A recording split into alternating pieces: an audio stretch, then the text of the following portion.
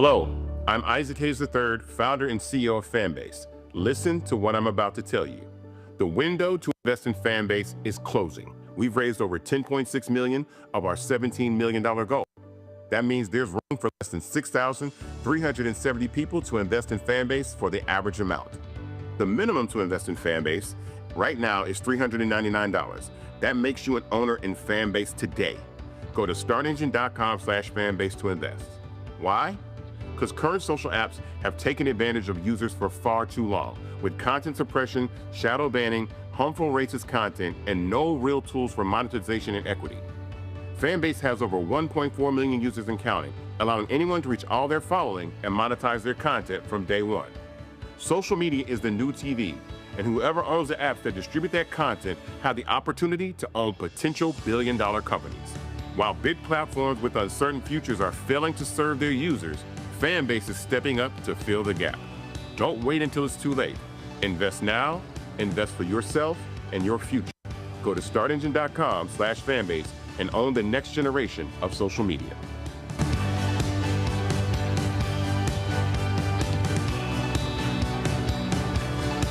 Folks, Black Star Network is here. Hold no punches. I'm real revolutionary right now. Support this man, Black Media. He makes sure that our stories are told.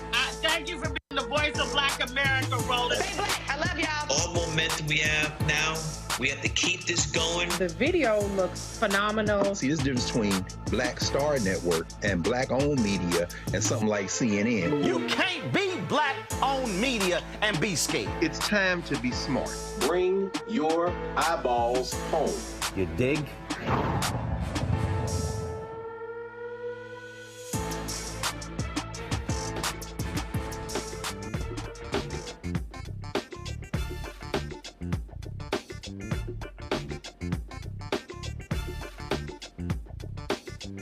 Today is Tuesday, April 1st, 2025, coming up on Roland Martin Unfiltered, streaming live on the Black Star Network. As we speak, New Jersey Senator Cory Booker is going on his 23rd consecutive hour, speaking live on the floor of the United States Senate. He is laying out how the corrupt, thuggish Donald Trump administration is treating Americans. We will go live to the Senate to show you as he is close to breaking the long-time record held by Senator Strom Thurmond, the racist who filibustered a civil rights bill in 1957. Lots we're going to be talking about on today's show, folks, including massive layoffs taking place in the Department of Health and Human Services. We'll continue to show you how Donald Trump, Elon Musk, and Doge, how they are mistreating Americans. We're even going to show you a video, folks, of a United States senator from Indiana being completely dismissive of a fired worker, and he literally said the worker actually deserved getting fired. Yeah. Also, folks, on today's show, big election taking place in Florida. 2 special elections. Republicans are scared to death, hoping they can hold on to those seats because they hold a 3-vote majority. Speaking of the House, Republicans lost a vote when it comes to the rules. They pretty much have done for the rest of the week because they can't get the act together in their own party, allowing women who are pregnant and who have babies to be able to vote in Congress. I know it's stupid, it's crazy. Then we're going to show you the racist ex-husband of Congresswoman Marjorie Taylor Greene. No shot. Here's how racist he is, how he attacked Muslim women for praying in a parking lot, just minding their own business. And this racist just comes along and opens his big mouth. Also, folks, big election a week from now in St. Louis. Well, will incumbent Mayor Tashara Jones, the first Black female mayor of St. Louis, get reelected? We'll talk to a grassroots leader who is trying to rally the black vote. It is time to bring the funk. I'm Roland Martin Unfiltered. On the Black Star Network, let's go. He's got whatever the biz, he's on it. Whatever it is, he's got the scoop, the fact, the find. And when it breaks, he's right on time and it's rolling. Best believe he's knowing. Putting it down from sports to news to politics. With entertainment just for kicks, he's rolling.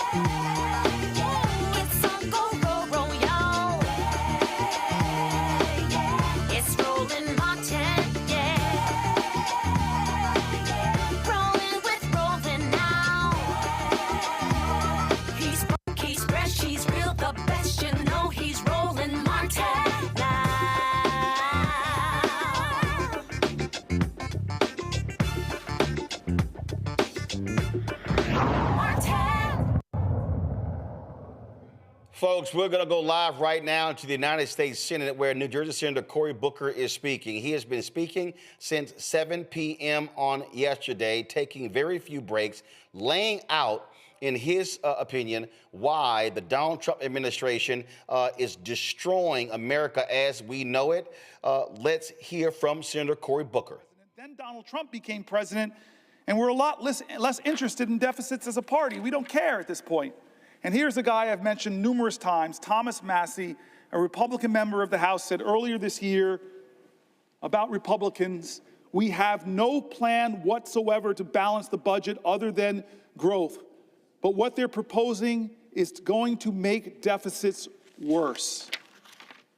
This is what our president is trying to do with the complicity of a lot of people who call themselves deficit hawks, who call themselves fiscal conservatives. They're going to try to blow it through here, gaming the system, creating some kind of scam to obscure the real cost of this, when we all know, them on the Republican side, us on the Democratic side, we all know the truth about these tax increases and what they're going to do, how much they're going to cost.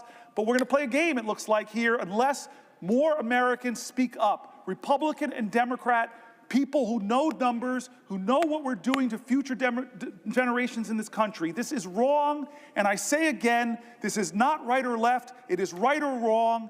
This is a moral moment in America. What are we going to do? I'm so glad my friend, the senator from Hawaii, is here.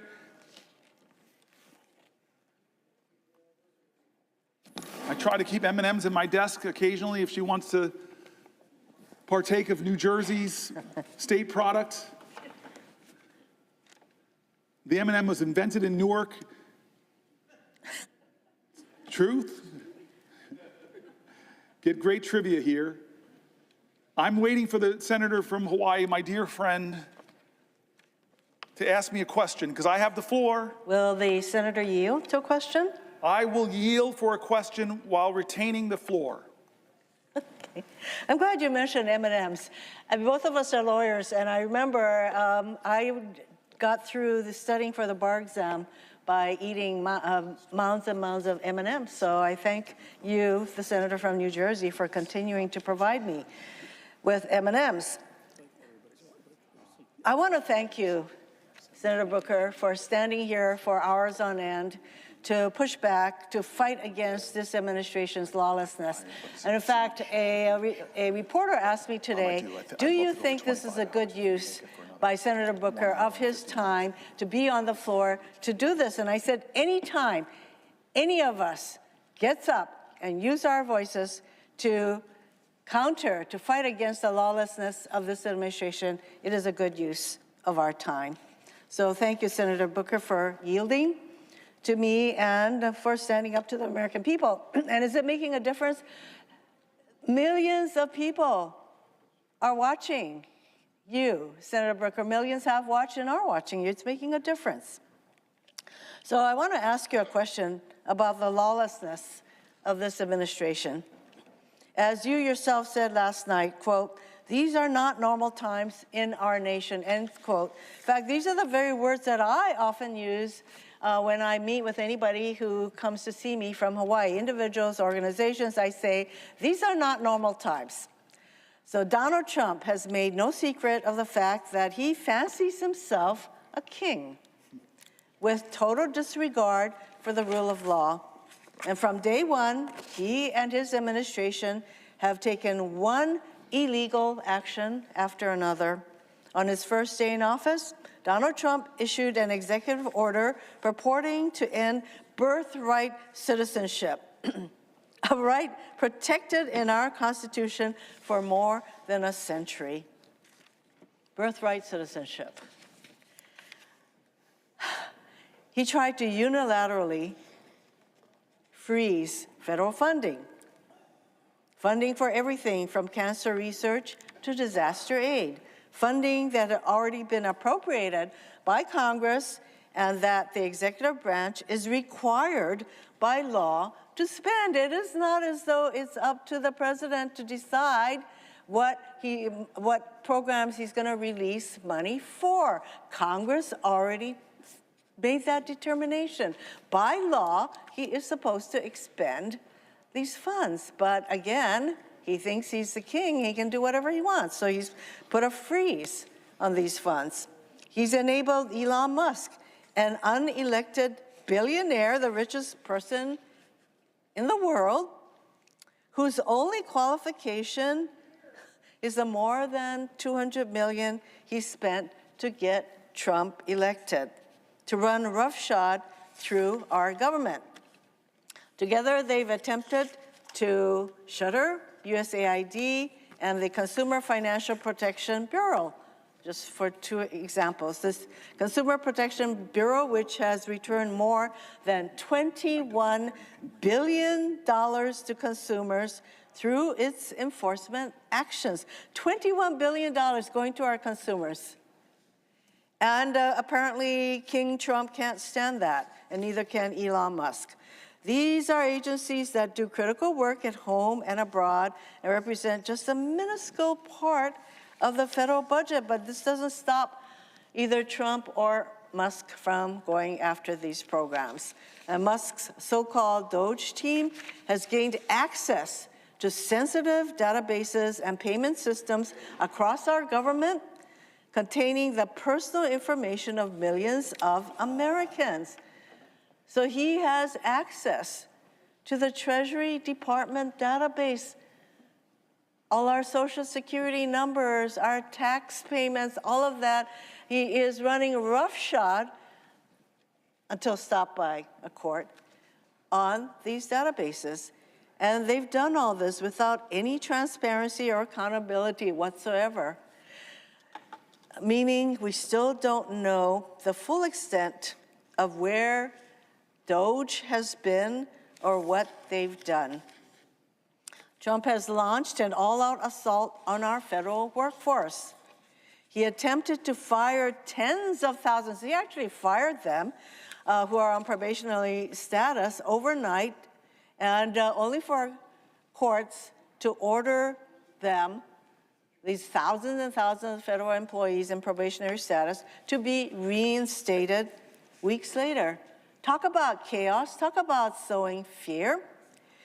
So now he's attempting to reclassify whole swaths of federal employees to strip them of civil service protections and in some cases eliminate their ability to bargain collectively. He fired Department of Justice and FBI officers for seemingly no other reason than their involvement in January 6 cases. Cases they were assigned to as rank and file officials, not as though these people at DOJ and FBI had a choice in the kind of cases they were going to be assigned. They were assigned January 6 cases, and the names of these people, there's some 6,000 FBI and DOJ employees who worked on January 6 cases, and there's a fear that those names would be disclosed. He's going after schools, from kindergartners to universities, as part of his war on diversity, equity, and inclusion.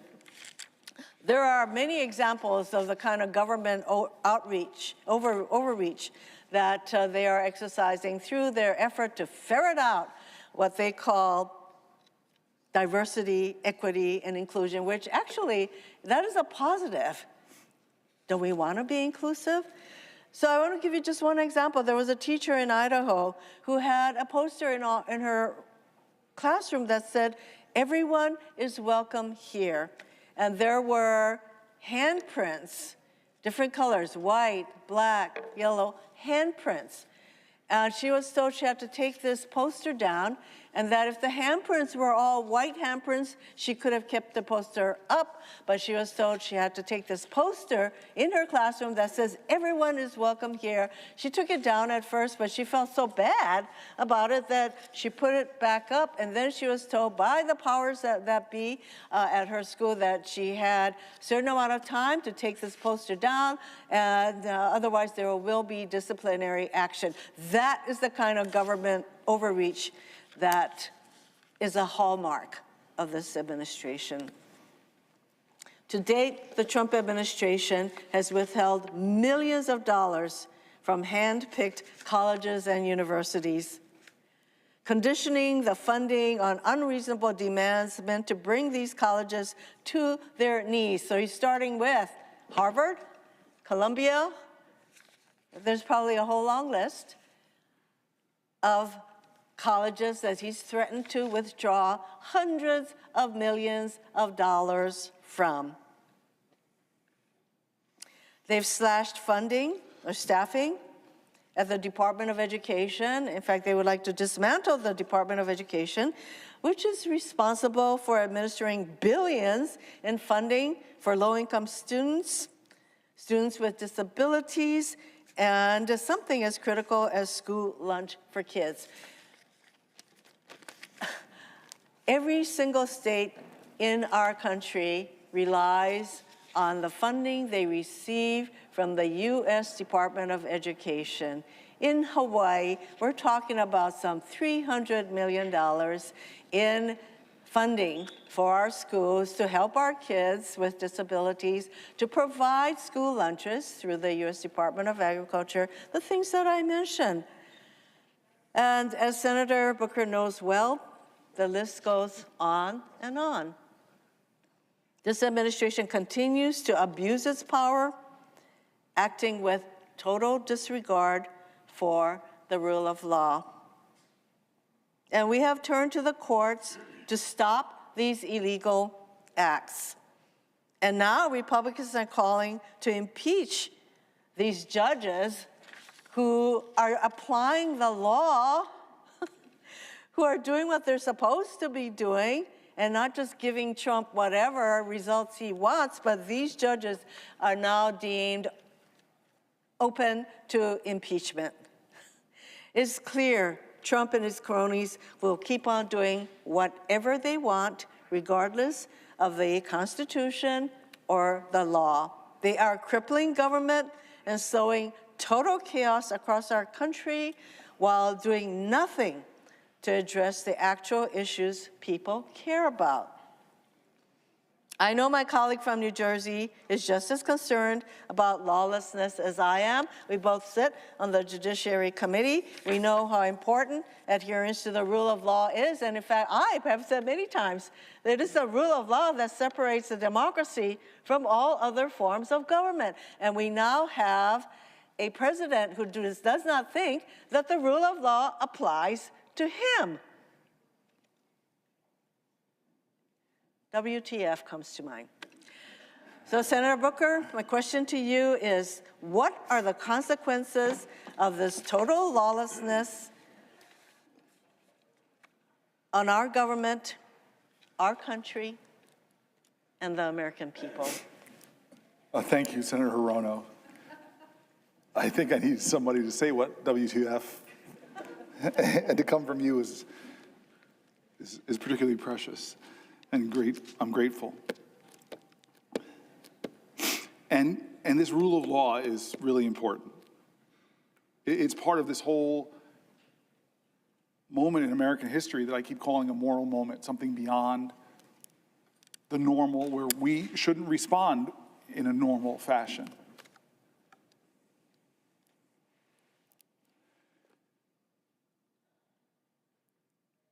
This is a moment where judges rule in his favor, and he praises them. They just don't rule for him. He drags them and threatens them, so much so that Chief Justice of the Supreme Court has to tell them to back up. When elected officials, speak up, many of them fear what the consequences would be for them or their reelection if they speak against him. Lawyers decline, possibly, to represent people because they're worried that this president has already showed that if you represent the wrong people or represent, God forbid, people against him, he's going to try to shut down your law firm in ways that are against the rules of law that this country believes in. Journalists and media organizations, they don't report in a way that he likes or confirm his arbitrary name changes of the Gulf of Mexico. There's a punishment that he dishes out to try to make them succumb to submission. State and local governments literally could get extorted for their funding if they don't carry out his demands. Schools and universities who are starving for dollars, trying to invest them in research and science that will propel humanity to new heights, well, they could get targeted by this president if you don't do what he says.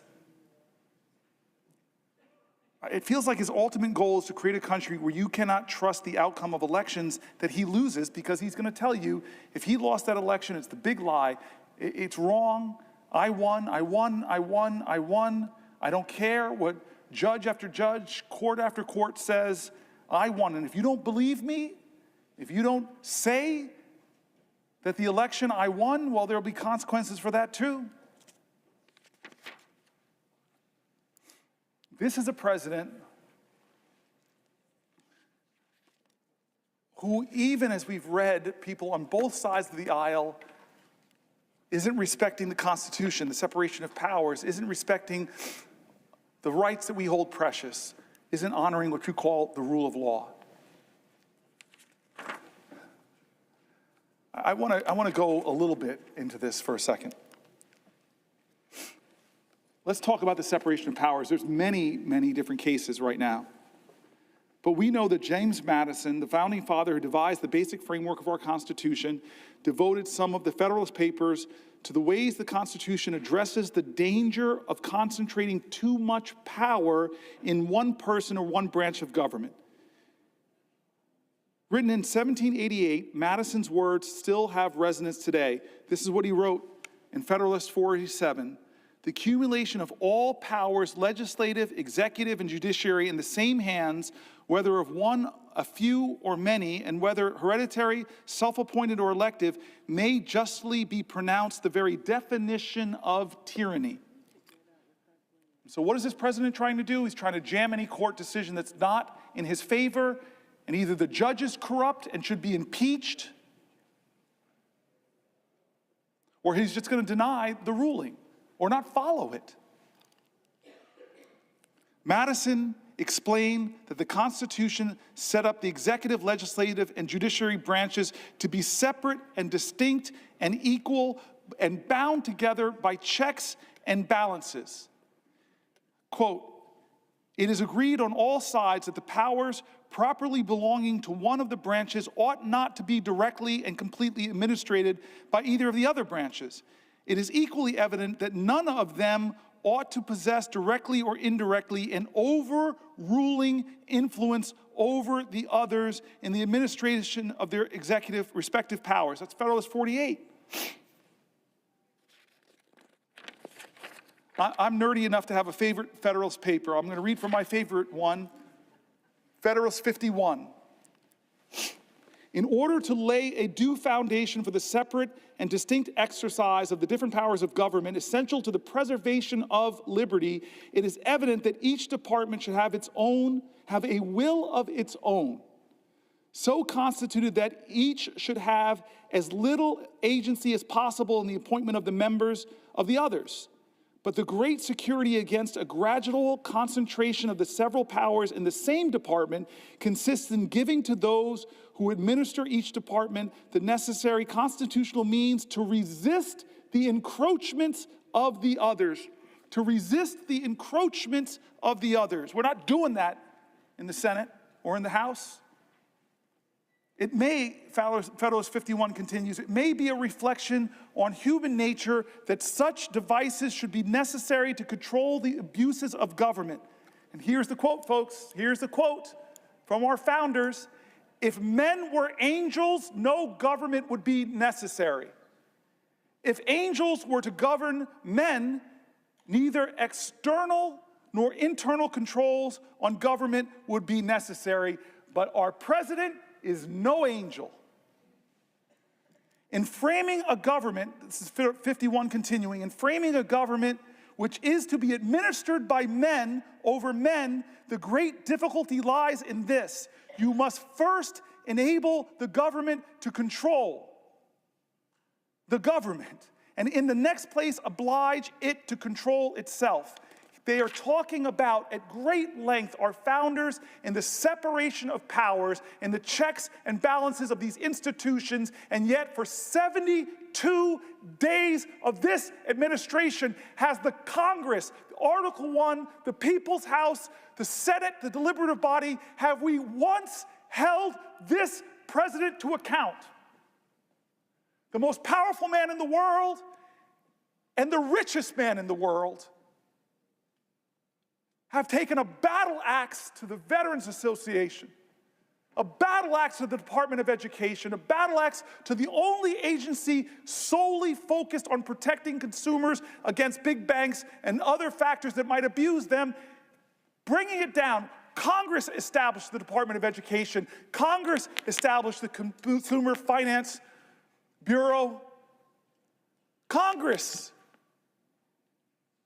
But the president doesn't care. He's going to push as hard as he can against the principles of our founders. And what will we do in this body? What will we do in the House of Representatives? Right now, the answer is nothing. Has Elon Musk, the unelected, un-Senate confirmed, billionaire, #1 campaign contributor of Donald Trump, who has admitted he's made mistakes. Heck, his website, he keeps taking down the mistakes, keeps getting called out from them, fires people from the FAA, then begs them to come back, fires the people that protect us from nuclear accidents. Oh, wait, come back. Has we ever in the Senate or the House called him in for one oversight hearing to account for what he's doing, to address the fears of a nation?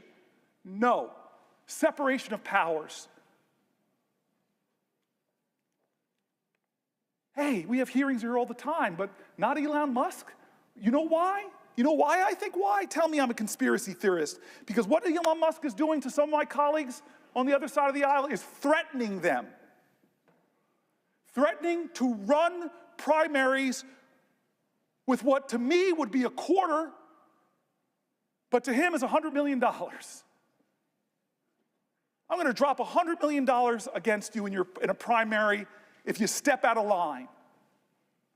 Or if you dare to say Hegseth is not qualified to be the Secretary of Defense, we're going to drag you through X. We're going to awaken a mob to threaten you.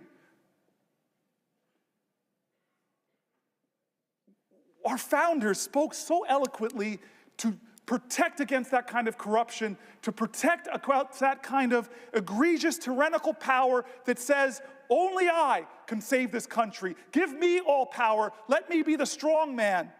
And we know who he respects on the global stage. I was stunned. I thought it was a joke during the election when he said his favorite leader is Viktor Orban, who's rolled back democratic principles, who's concentrated power. I see, who does he choose to call a dictator?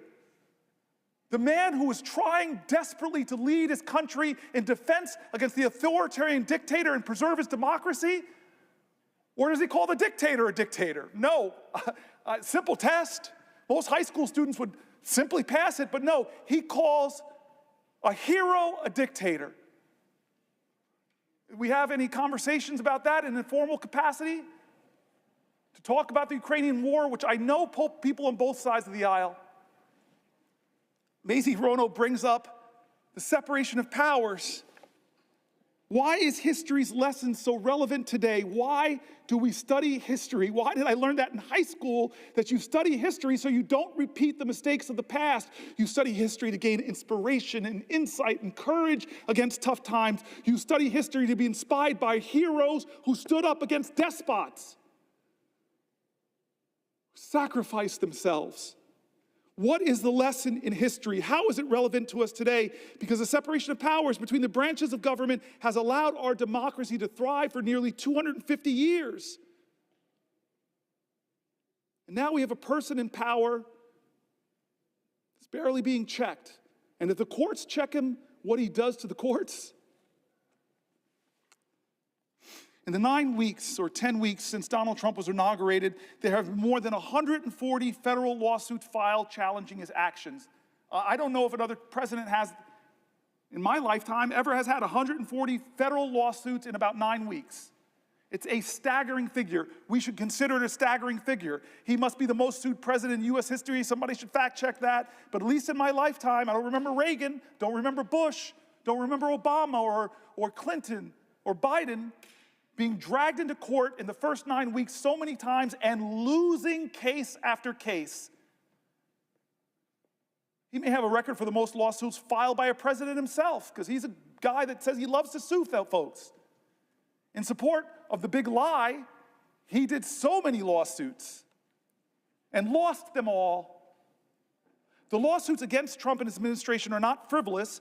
Federal judges appointed by Republican presidents and Democratic presidents alike have found Trump's executive actions illegal, temporarily pausing many of them too.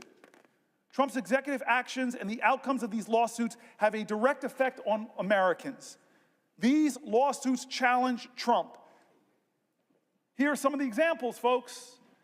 And I'm wondering where the American people stand on these lawsuits, not the people who are blindly loyal to him because they believe the lies that he so artfully, creatively, and convincingly tells, but just tell me, where do you stand on these issues? Attacks on veterans who have served our country in the military and civil services. Well, there are lawsuits challenging his right to attack our veterans. There's lawsuits challenging Trump on his attacks on government agencies that protect your grandmother from online scams. I don't know where you stand with the grandmas getting scammed, to defend them or the president. Lawsuits against Trump because of his attacks on lawful American citizens born in this country and guaranteed their citizenship under the U.S. Constitution. There are lawsuits against the president for withholding National Institute of Health funds that support studies of horrific diseases like Alzheimer's and disrupting life-saving medical research and ongoing clinical trials. Now, if you're a student of history, this is the problem often with lawsuits. Brown versus Board of Education, we celebrated as this wonderful case. It was. But was it obeyed? No, it wasn't. I have a picture of Ruby Bridges in my office because it wasn't obeyed. The court didn't declare this, and suddenly everybody said, hey, let black folk go to school with white folks. No, the president had to call in the National Guard to escort a little girl into a class. That's the problem with lawsuits, is you have a defiant executive leadership, they'll defy them.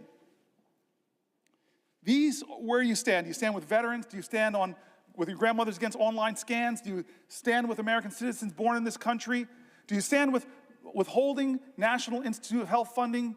It was clearly that. We know the majority of Americans are with that, but people are having to bring him to court to fight on these issues. So many cases being done. So many cases I have here before me. So many cases. I could read them all, but you all know many of them. They're done in the press as he pushes, as Elon Musk push. They push the bounds of the authorities of the Constitution of the United States, and people are bringing lawsuits. But that is not enough. Martin Luther King didn't step down because of Thurgood Marshall's legal work. John Lewis didn't step down. Ella Baker didn't stop. Abraham Joshua Heschel didn't stop. The great Rabbi Joachim Prince didn't stop. The people of the United States of America, more powerful than courts, the people of the United States of America, more powerful than the Constitution. I just said something controversial, so let me defend myself. I believe in the people.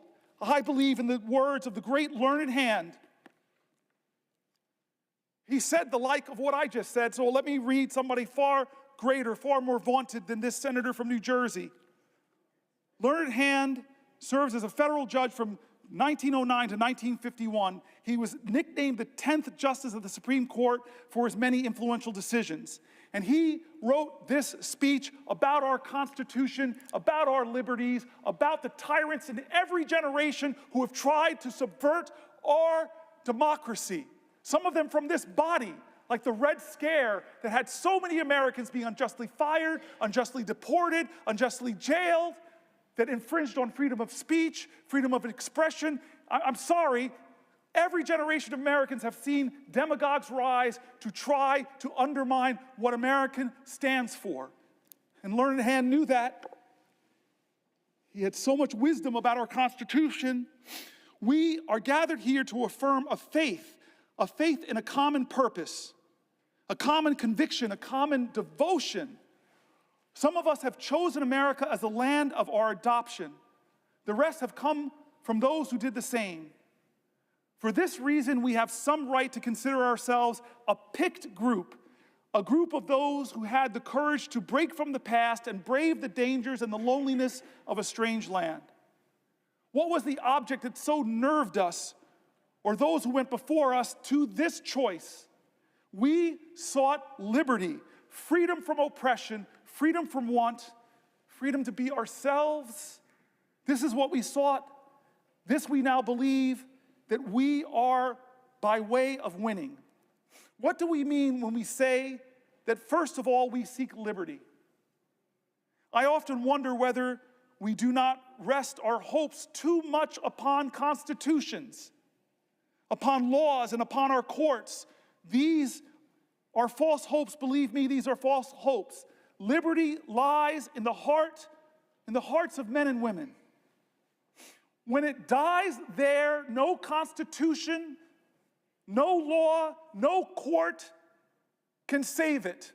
No constitution, no law, no court can even do much to help it. While it lies in our hearts, there it needs no constitution, no law, no court. And what is this liberty which must lie in the hearts of men and women? Please, please, please listen to what he writes next. What is this liberty which must lie in the hearts of us Americans? This is what he says next. It is not the ruthless, the unbridled will. It is not freedom to do as one likes. That is the denial of liberty and leads straight to its overthrow. A society in which men recognize no check upon their freedom soon becomes a society where freedom is a possession of only a savage few, as we have learned in this country to our sorrow. What then is the spirit of liberty? I cannot define it. I can only tell you my own faith. The spirit of liberty is the spirit which is not too sure that it is right. The spirit of liberty is the spirit which seeks to understand the minds of other men and women. The spirit of liberty is a spirit which weighs their interest alongside its own without bias. The spirit of liberty remembers that not even a sparrow falls to earth unheeded. The spirit of liberty. Folks, in 40 minutes, Senator Cory Booker will break the all-time record for one senator holding the floor of the Senate. That, of course, belongs to the racist segregationist Strom Thurmond of South Carolina, who stood up and filibustered for more than 24 hours in the 1957 Civil Rights Act. Booker has been talking, he's been laying out a history going to the past, to the present. Not only that, if you want to talk about impact, here are some numbers for you to comprehend when you look at what is going on here. First of all, as we speak, there are some 68,000 people who have been watching his TikTok page. Associated Press has 84,000 people watching their YouTube channel. There have been, when you talk about likes to his TikTok page, it has received 209 million likes. Now, I'm sure there's someone who's saying, well, what's the purpose here? First and foremost, when you have limited power, when Republicans with MAGA control the White House, the U.S. Senate, as well as the House, what you want to do is you want to have some sort of fight. This is the way you also fight. But it's not just, this is not only the way to fight, it also is understanding how do you push back on these things? How do you stand up? In fact, something happened today in the United States House where there was a particular bill that was offered up by nutcase Republican senator out of Florida, Anna Paulina Luna, who wanted to push forward a bill that would allow new members who have a baby, men and women, to be able to vote by proxy for up to 12 weeks. Well, guess what? The Republicans did not want to move forward. And so 9 Democrats joined with 9 Republicans joined with Democrats, and they pretty much frozen the U.S. House. You see right here, the story says the House voted on Tuesday to stop Republican leaders from blocking an impending vote on proxy voting for new parents, now leaving the House paralyzed after several Republicans joined Democrats to torpedo a procedural rule to advance the petition in a package of Republican bills. Speaker Mike Johnson literally has sent folks home because they can't move. You have these 9 Republicans who say it's only fair that if you are a member and you have a baby, you should be allowed to vote by proxy. Republicans, nope, you have to sit here and vote here in person. Even though Congressman Byron Donalds, when he flew to L.A. to be on Bill Maher's show, he actually voted, although he wasn't present, and there's an investigation going to figure out who voted for him while he was gone. What people have been demanding, what Senator Cory Booker is doing, it was folks have been demanding to have some sort of fight, to stand up, to use every mechanism at your disposal to fight these people. Here's a clip, folk, from a congressional hearing where Congressman Joe Nagase of Colorado put the screws to former Speaker of the House, Newt Gingrich. You heard Senator Cory Booker there talking about how Donald Trump and others, how they were just ignoring these judicial rulings and how they're angry because these judges are ruling against Donald Trump, MAGA, and Elon Musk. But as Joe Nagase points out, Newt Gingrich was extremely quiet when these things were happening to President Biden. Watch this interaction. And you would describe, 14 federal judges appointed by a president of an opposing political party issuing nationwide injunctions against the president's executive orders as a judicial coup d'etat. I would describe the wave of decisions in the last 7 weeks deliberately designed to slow down, unwind, and block the president as clearly an effort by a group of judges. I hear you. What I'm asking you, again, I don't think I'm mischaracterizing your testimony. 14 federal judges, all of an opposing political party, that is to say, 14 federal judges appointed by a president of an opposing political party, issuing nationwide injunctions against the president's policies, in your view, would be a judicial coup d'etat. It depends on how long the time was. Sounds like it depends on the president, Mr. Gingrich, because the president I'm describing is President Biden. I know. During his tenure, 14 federal judges issued injunctions against policies that he pursued via executive order. How many of them were appointed by Republican presidents? Do you know? No. 100%, all of them. Well, you're making my case. I'm making your case. What's fascinating, Mr. Gingrich, is I didn't hear much from you about judicial coup d'etats when President Biden's policies were being rejected by federal judges across the country. It is very convenient now. No. Lo and behold, that you take great issue and you describe it as a judicial coup d'etat when I didn't hear these words 2 years ago. Had the Judiciary Committee invited me in during the Biden administration, I would have been glad to say. Well, I regret that Chairman Jordan. I don't approve of. I regret that Chairman Jordan didn't issue an invitation to you when, as Mr. Massey articulated, policy after policy, executive order after executive order issued by President Biden were being rejected by federal courts, subject to nationwide injunctions across the land. Apparently, you were just waiting to come testify in front of the committee to call that a judicial coup d'etat against President Biden. That's what it sounds like. That's why I believe any kind of nationwide injunction should immediately go to the Supreme Court to be validated as a nationwide activity. Well, I don't believe district judges I understand have the authority. that alternative. I understand that you've provided that particular alternative as something for this committee to consider. Your written testimony indicates far more significant and structural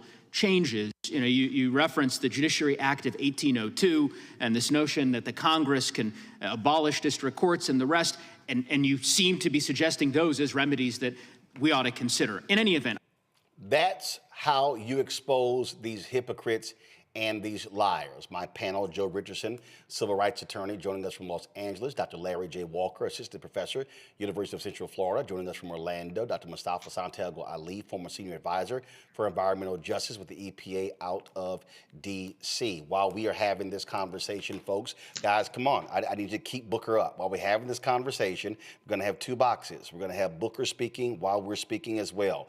We are also live. We're also carrying his speech live as well on the Black Start Network. And so we can now, and as I said, Senator Strom Thurmond, that racist from South Carolina, holds the record during a filibuster more than 24 hours at 7:20 p.m. Eastern. Senator Cory Booker will actually break that record. So that will take place in 33 minutes. We will have it live right here on Roland Martin Unfiltered. Mustafa, I'll start with you. What he is doing here is critically important because, again, you use everything in your arsenal. Many people have believed that Senator Chuck Schumer has been too nice, too procedural, too institutionalist in fighting back. What this has done by him speaking this long, it's going to be massive media coverage. People are clipping what he is saying. They're posting on social media. It's all over the place, and you're going to see that happen before. When he finishes, when he chooses to end, we are going to restream the entire speech. And this is how you have to fight back with everything that you have. Yeah, Senator Booker, I'm blessed that he's a friend. I remember one time he told me, stand up for what's right, even when you stand alone. And what you see there is an individual who, is not giving any pretense. He actually truly cares about our country at a depth that you rarely see from many politicians. So, there's no veneer there. Senator Booker is actually sharing exactly how he feels, and he puts his words into action. And this is an important moment. Not only is it a historical moment, but it is also an opportunity for folks to listen and then to actually do their own research on the things that he's talking about so that they have a better understanding of how we can move forward, where we came from, where we are in this moment, and the possibilities moving forward. And one of the things I always appreciate about Senator Booker is that he always makes sure that you understand what a North Star looks like. So as he is talking about many of the impacts that are happening to all kinds of communities across our nation, he also makes sure that he lets people understand that it doesn't have to be this way, that you have power to be able to make change happen. When he talks about we the people, he is talking about everyone and their set of responsibilities and their set of opportunities in this moment to right the direction that our country needs to be moving in. And that is one where equality is honored. That is one where no one gets left behind. That is one where everyone's voice is important. And it is one that says that when you have a tyrant or a dictator, that you have the power to push back. And that's why this moment is so incredibly important, because it helps people to understand that there are things that they can do. And hopefully that folks will feel after they listen to his words and other people's words, that they get engaged. Folks, when we talk about, today is April 1st, of course, and in 2 days, it will be the anniversary of the last sermon delivered by Reverend Dr. Martin Luther King Jr., which took place at Mason Temple in Memphis, Tennessee. And you know what, Larry, I would say that sure you have other senators who are standing up asking questions while Cory is speaking. You got Senator Chris Murphy right now. To me, if you want to do this, let's see who this next senator is. Who says when Cory decides to sit down, that person says, I'm going to hold the floor for 24 hours. And then the next senator says, I'm going to hold the floor for 24 hours. This is a moment where Democrats have to show some fight. Look, we saw what happened in Louisiana with the special election on Saturday. We got the elections tonight. Republicans are scared to death of losing that Supreme Court race in Wisconsin. They're scared to death of losing those 2 special elections in Florida. This is a moment where people are saying, where is the resistance movement? Here it is. Roland, it's really interesting and sitting watching, Senator Booker for the last several hours, and obviously he's about to break the all-time record held by Strom Thurmond, who I'll get to in a second. And, Roland, last time I was on your show, I made a point, and I want to highlight it again, that the Democrats have been focused on decorum and not discord. Let me repeat that again. They're focused on decorum and not discord. This is an example of discord. And you talked about, Minority Leader Schumer and the criticism he's encountered the last couple of weeks because there's individuals who believe he's not taking a strong enough stance. I think one of the reasons for that is that Schumer's been in the Senate for many years, and he sees the institution as the way it was 30, 40 years ago. That institution is no longer around, and he's having a hard time adjusting. I think the other thing as it relates to what you see from Senator Booker here, and I mentioned, we talked about Strom Thurmond here, who's a noted segregationist. Rolling up for folks who are watching, they may not understand this. I think this is the complexity of racism in America. The Strom Thurmond also had a black daughter who we didn't find about until after he passed away. And I highlight that because that speaks to the complexity of how racism works in this country, and that you could be a segregationist and still have someone in your immediate family who is black. The other thing is, Roland, I think you're really right. You're right when it comes to who's going to take the baton and to continue the discord, not only in the Senate, but in the House. Because if you think that business as usual will take place, then you're going to find that all of our constitutional rights are continue to be eroded. And we see between the judiciary, legislative, and executive branch that the legislative branch is not, adhering to its constitutional responsibility to hold steady when there is another branch, in this case, the executive branch, which is attempting to be more of a dictatorship and some authoritarian government. You should have judiciary holding up as much as possible, but once again, the legislative branch attempting to undermine it through threats, maybe pass bills to impeach judges, etc. So once again, we need to focus on discord and not decorum, or our country will continue to be in a lot of trouble. On Saturday, Indivisible will be launching marches all across the country. Anthony, go to my iPad. This is their website, indivisible.org. And Joe, there have been people who I've been seeing on social media, black people, sit down, rest, relax on April 5th. Let them have it. No, I can't do that. I can't endorse that. April 5th is the day after Dr. King was assassinated. And when I interviewed Reverend Jim Lawson, Reverend Lawson went home for dinner. He's promised his wife he would always come home for dinner. And he would have been on the balcony at the Lorraine Motel on April 4th, 1968, but he was at home with dinner. The shot rang out at 6:01 p.m. Central Standard Time. Dr. King was essentially dead on the spot. And I asked Dr. Lawson what happened that night. And there's a photo of MLK's aides in his hotel room on April 4th. Now, this is, their leader has been killed. Their leader is dead. And they are literally in the hotel room after his assassination talking about what's next. And I asked Reverend Lawson, what, folks weren't in shock. What he said, we had work to do. They immediately were focused on planning. And that's exactly what happened. So I can't endorse this idea of resting, not when you have this evil, corrupt thug running the administration. Yeah, I mean, the work doesn't change. And hopefully what Senator Booker is doing, first of all, he has the credibility to do it. With all due respect to well-intentioned Democrats, Cory Booker is a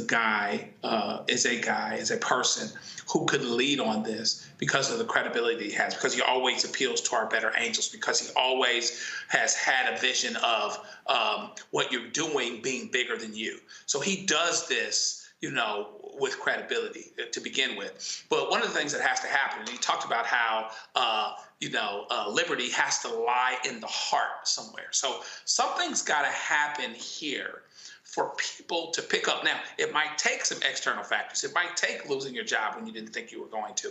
It might take, an elder, smacking you upside the head, figuratively, if not literally, reminding you, do you know what we fought for? It might take a reminder. How many of us are conscious of the fact that April 4th is the anniversary of Dr. King being killed? Do we remember what he was there for? So Reverend Lawson and all the others carried out the march and the work that he was there to do in Memphis. So something has got to happen with us on the inside that drives us to say, we will continue to fight. By the way, we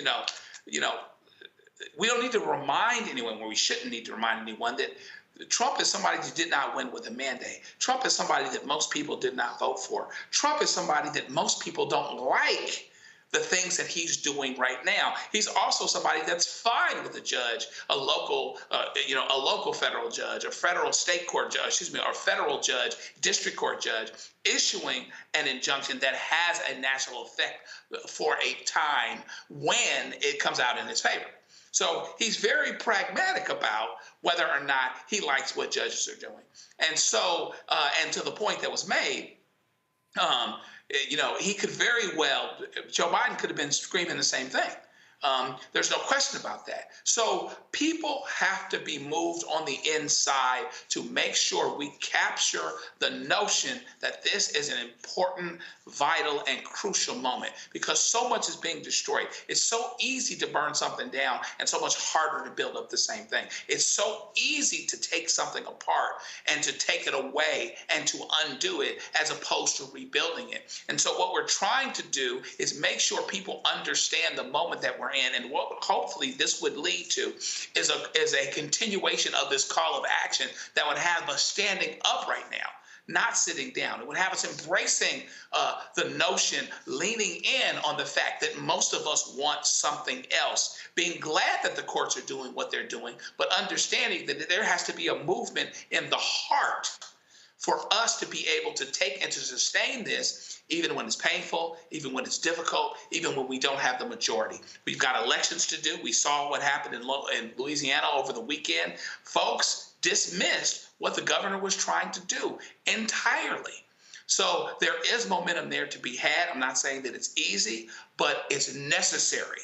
You don't take on something because it's easy. You take it on because it's hard, despite the fact that it's hard, because it's the right thing to do. And hopefully we're following this North Star that was talked about before, that Senator Booker is giving us all so that we can move forward the way that we need to. See, the reason I don't go for this rest stuff, and look, I understand people who are tired and frustrated. I get all of that. But again, how I'm looking at this here, this is the actual image. A Time Life photographer shot these images. This is the bedroom.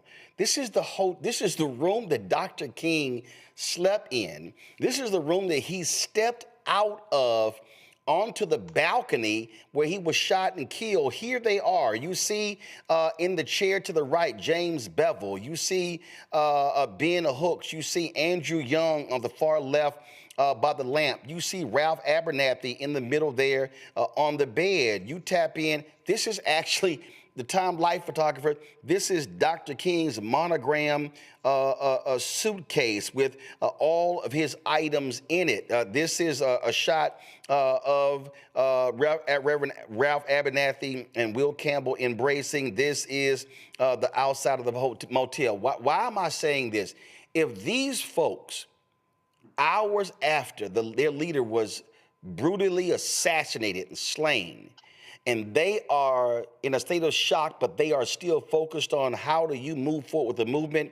This is how we have to do when it comes to this thug that we're seeing in the White House, when it comes to the actions of this thug, Elon Musk, how he is using Twitter to attack people, how he is trying to buy off elections. This is not a moment for freedom fighters in order to back off. Let's go back live to the U.S. Senate to Senator Cory Booker. They get out of there shaken up and they start writing letters back and forth. The good owners of the home found out what was going on. They were so aghast. They said, let us sell the house directly to the black family. The black family moved in. And 43 years later, the baby from that family became the 4th popularly elected black senator in our country, me. Now, I tell that story because I started with John Lewis 24 hours ago, and it was John Lewis and a bunch of marchers on a bridge that influenced the destiny of my life and my family's life. We're all interconnected. As King says, we're all caught in an inescapable network of mutuality, tied in that common garment of destiny. But I want to tell you the second time John Lewis shook up my life. I was mayor of the city of Newark, and I got called to be on a TV show. I got called by a guy named Skip Gates, who I love, admire, and he calls me and he jazzes me up. He fills my ego. He just flatters me. Hey, I got this show called Finding Your Roots, Cory Booker, and you're a rising star. You're this hot shot. We should feature you in this. And I'm like, oh, great. Oh, don't say that, Skip. But okay, yeah, of course. And then I said, okay, well, who are you going to pair me with? And I thought it was going to be another young hotshot, up-and-coming politician in America. No, he goes, I'm going to pair you with John Lewis. And my heart sank a little bit. Actually, maybe it was my ego that sank. My heart got excited because I know how these shows start. They start with biographies. And so imagine the show starting. John Lewis, hero of the civil rights movement, literally bled the southern soil red for freedom and justice. And then it goes to my biography. Cory Booker, riding his big wheel in suburban New Jersey. The show was unbelievable, mountain and boy. But I got to meet John Lewis. I got to tell him that story, that he changed my life, and I didn't even know it. On a bridge in Alabama, changed the course of events in New Jersey that led to me. Third take on John Lewis. My colleagues know I got here in a special election in 2013. What all my colleagues might not know is I came here with a broken heart. My mom and I came here with a broken heart because I was elected in October, sworn in October, but also in October, my dad died of Parkinson's. That's why I got choked up reading these letters from people with Parkinson's. And so we came down here, we were grieving. My dad was not with us. My mom lost her husband of nearly 50 years, and I'm gonna get sworn in. It's a big event, but my parents and my campaign decided, you know what we should do? Right before you get sworn in or brought over here to be escorted to the president, vice president, that you should go and sit with John Lewis.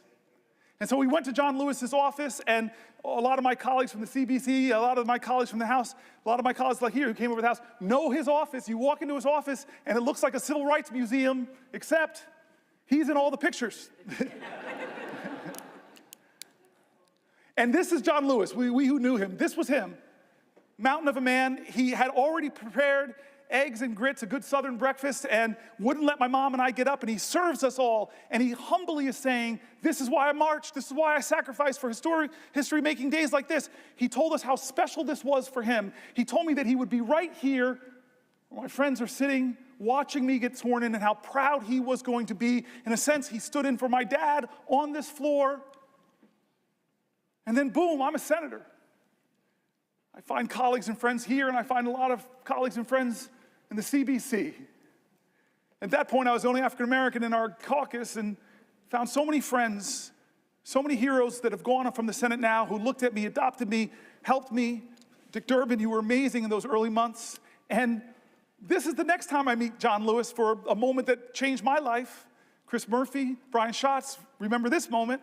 It was during the 2017 healthcare debate, when I didn't know how we were going to stop that bill from passing and taking away 20 million healthcare from 20 million Americans. But John Lewis, hey, Cory, let's do something different. What you got in mind? And I said, well, John Lewis, I got this phone. It's very powerful. Let's do a Facebook Live. And so I opened it up, Facebook Live. We meet in the Capitol, and then he says, hey, where can we go to sit down for a place? And I love my favorite place to sit. I watch Schoolhouse Rock so much, it's right on the steps of the Capitol. Let's just sit there and talk. Chris Murphy, Brian Schatz, first people out to sit with us. And the time lapse The time lapse is amazing. First 2, 3 people, then 10 people, then 50 people, then hundreds of people. I have it all. Coming because of the moral magnetism of this man, John Lewis. And he talked to people that night who were looking for, what can I do? I'm just one person. And this guy who in his 20s, who was just one person and caused a heck of a lot of good trouble, he told them, don't lose faith, don't lose hope. Get angry, but let it fuel you. Be afraid, but know that's a necessary precondition to courage. He was amazing that night, and I know my colleagues remember that. And then there was the next time. Oh, Brother Warnock, you're going to love this one. The next time I was with John Lewis, Jimmy Carter had gotten a little sick. But then he got better and went back to teaching Sunday school, and I thought, this man is in his 90s. I need to go to Sunday school. And so who do I know? Because there's a waiting line. It's like people sleep out all night. I might have been a little selfish. How do I know I can get in? Call John Lewis. I say, hey, I got this great idea. Why don't we go to Jimmy Carter to watch him teach Sunday school? So I have the singular greatest road trip. I fly into Atlanta, we get into a car, and we drive all those hours to Plains, Georgia. Indeed, people were waiting outside, but it's John Lewis, come on in. We sit in the front row, I must be in the front row, and we sit down. And then this marvelous, incredible moment comes. Somebody comes and says, Congressman Lewis, Senator Booker, the President, First Lady would love to see you beforehand. It's my first time meeting President Jimmy Carter. But I walk in, I'm sort of on the sidelines. These two men are hugging each other. He and the First Lady.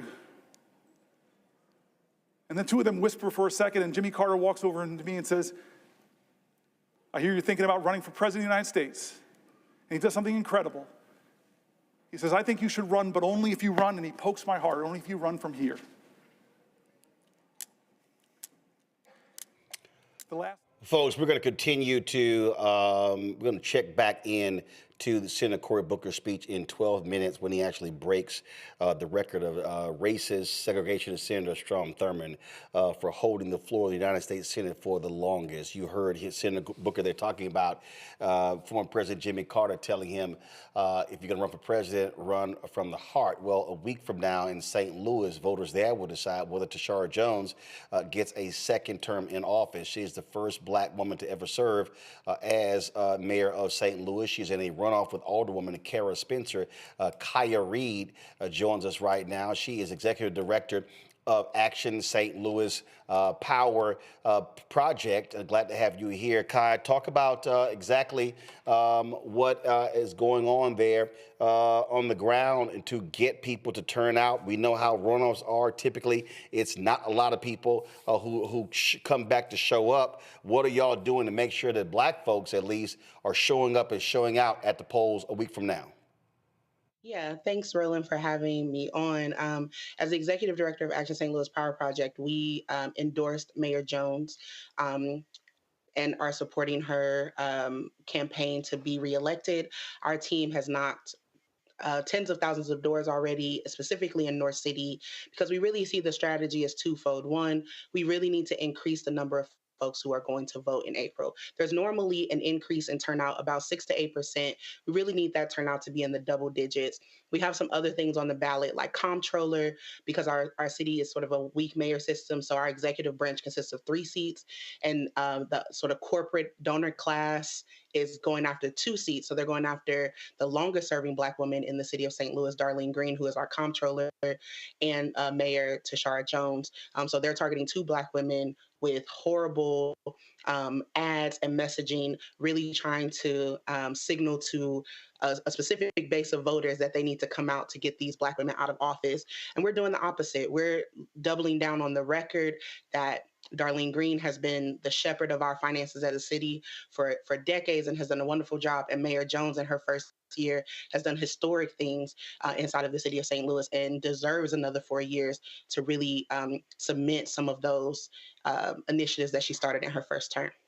You have the official Democrats, if you will, who are supporting Spencer, turning their back on Tashara Jones. Spencer, if I'm correct, gathered in the initial race, got more votes than everybody else who was running. So, and typically what happens in runoff, that person typically wins, but that's not always the case. No, it's not always the case. And, St. Louis is in the business of making history.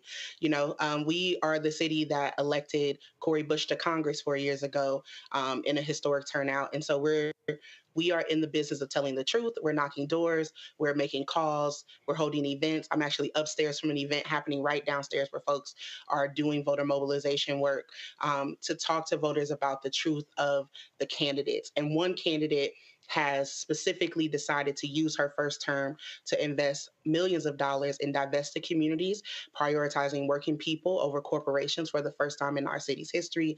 The other candidate is being bankrolled by corporations who want to seize our assets and drive profit for themselves.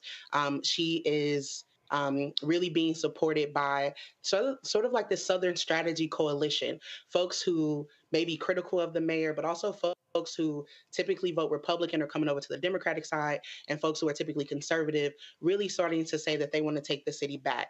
Alderwoman Spencer's campaign is "We Can Do Better," but she is more of the same. And so we really feel like Mayor Jones has a pathway to victory. We're working alongside many organizations and many voters to tell the truth of Kara's record, of her ineffectiveness as an alderperson over the last decade, and how Mayor Jones has done a wonderful job in 4 years.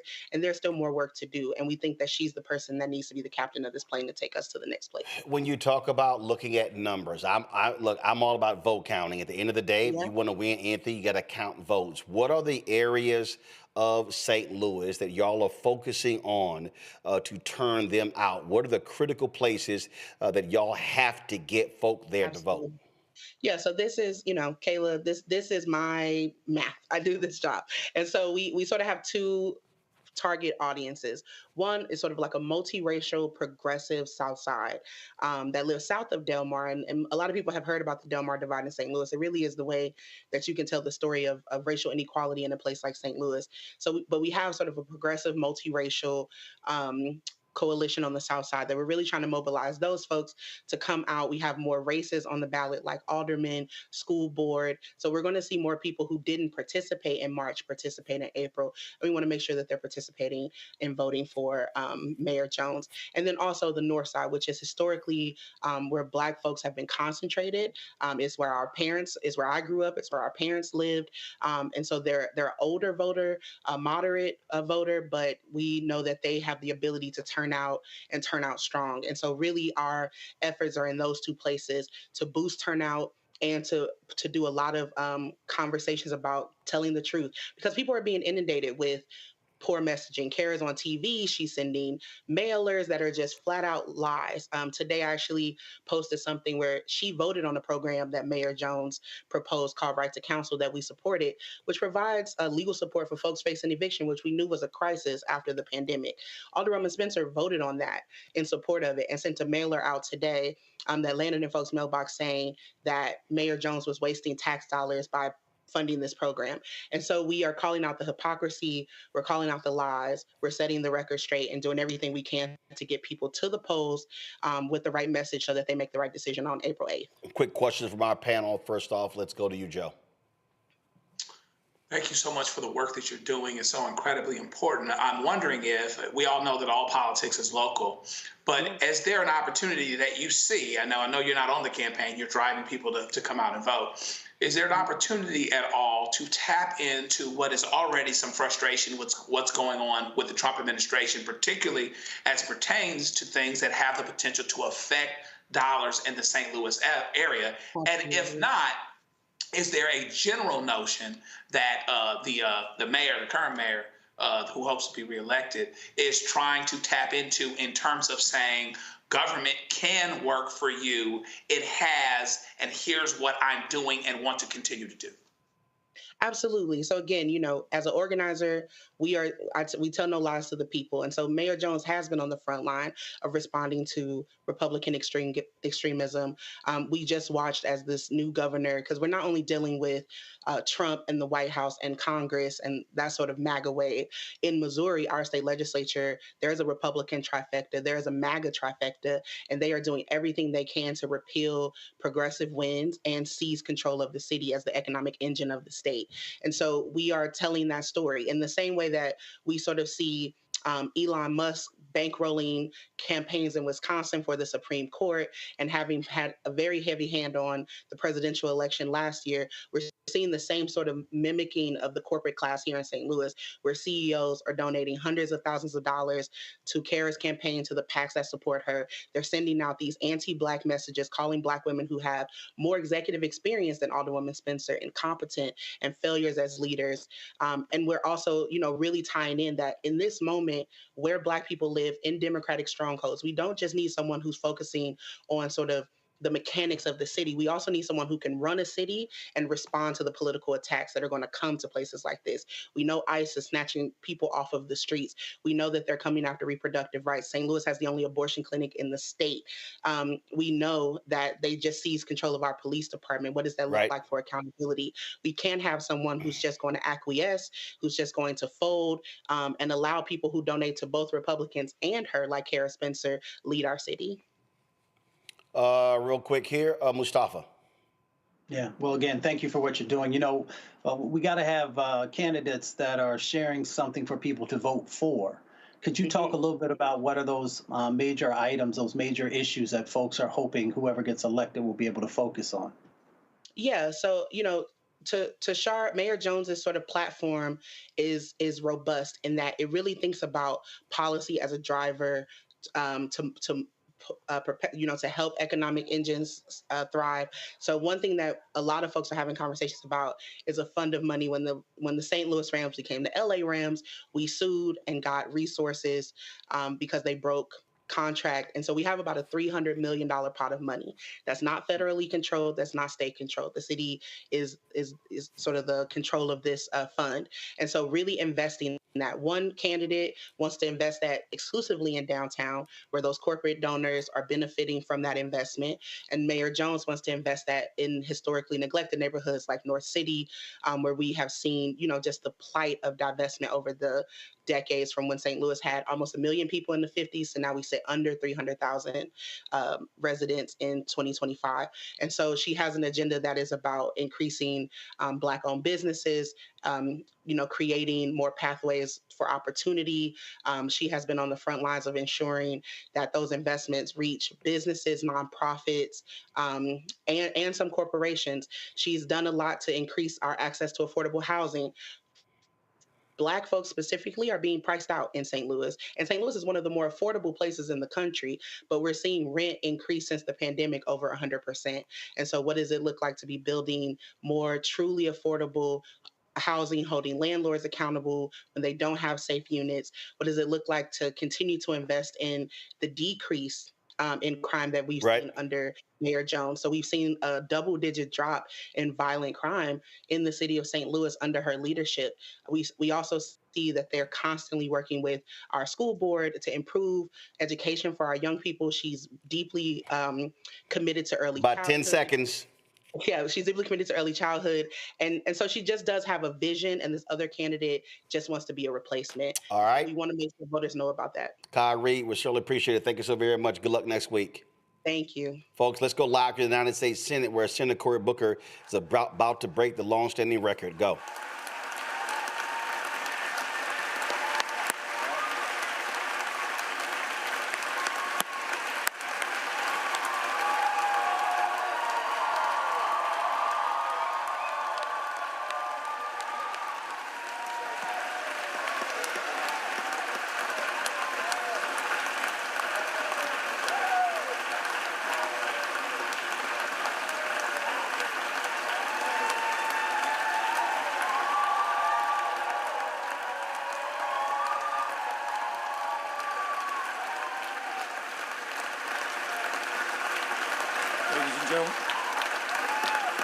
Ladies and gentlemen, Ladies and gentlemen. Ladies and gentlemen.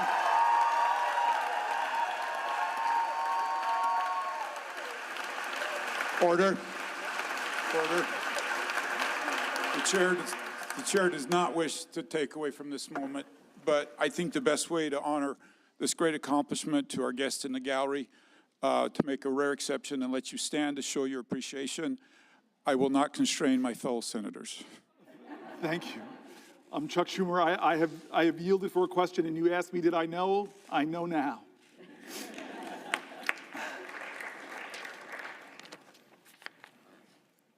I want to not quite wrap this up yet. I don't want to wrap this up yet. My mom's senator. My mom's been watching. I know Catherine Cortez Masto has a podium in front of her. She can give me a rest. I'd like to go a little further if we can, just a little further. I love, and again, I know people are trying to train each other, and all of our media operations, they give the worst images of the people of the other party. But I want to tell you, one of the funny tweets my staff gave me is something Ted Cruz said. Is he's around 19, 20 hours, he said, maybe I should pull a fire alarm. He's going to break my record. I'm going to pause in a moment if she has a question for me to Catherine Cortez Masto, because she's my mother. But I do want to just say again, 2 points to make if I can. One is how grateful I am to my staff. When we decided to do this many days ago,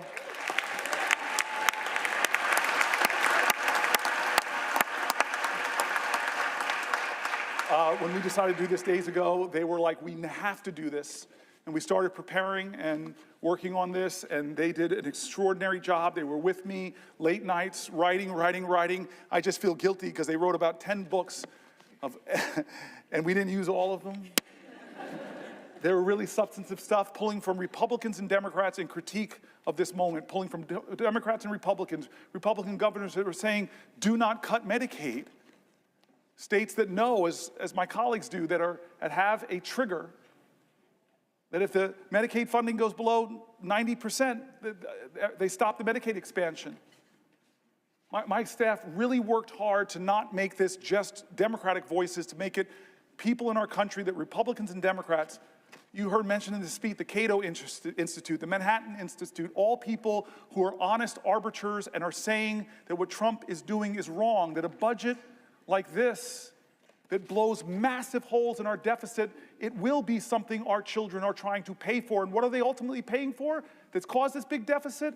It's trillions of dollars of tax cuts that people like Doge, multi-billionaire Musk will benefit from, but children won't. They did such a good job bringing together authorities on both sides of the aisle. I just want to thank them. I want to thank my cousin Pam and my family. Cousin Pam, like Chris Murphy, was here for the whole time. I want to thank Chris Murphy again.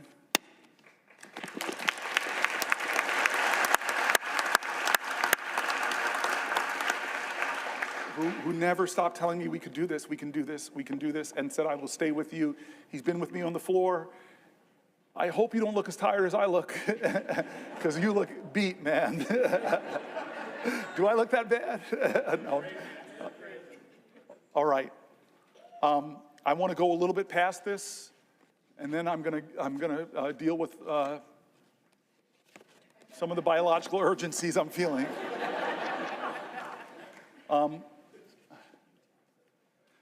But I'm going to wait here because I have the power, I have the floor. Somebody has to ask me, perhaps from my mom's state, the way that's supposed to work.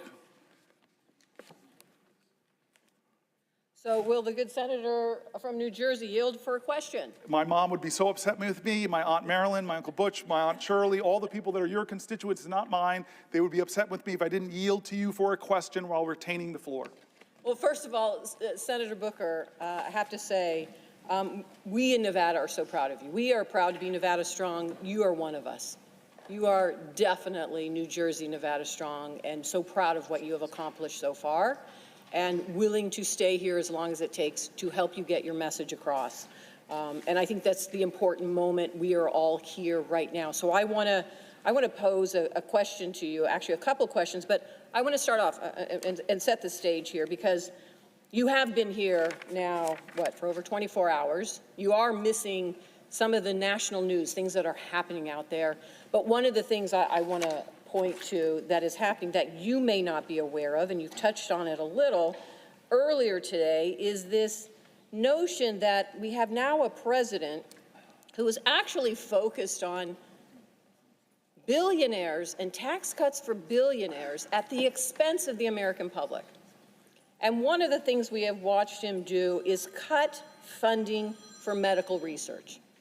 Now, what you may not know is just today I found out that HHS laid off the entire healthy aging branch of the CDC, just today.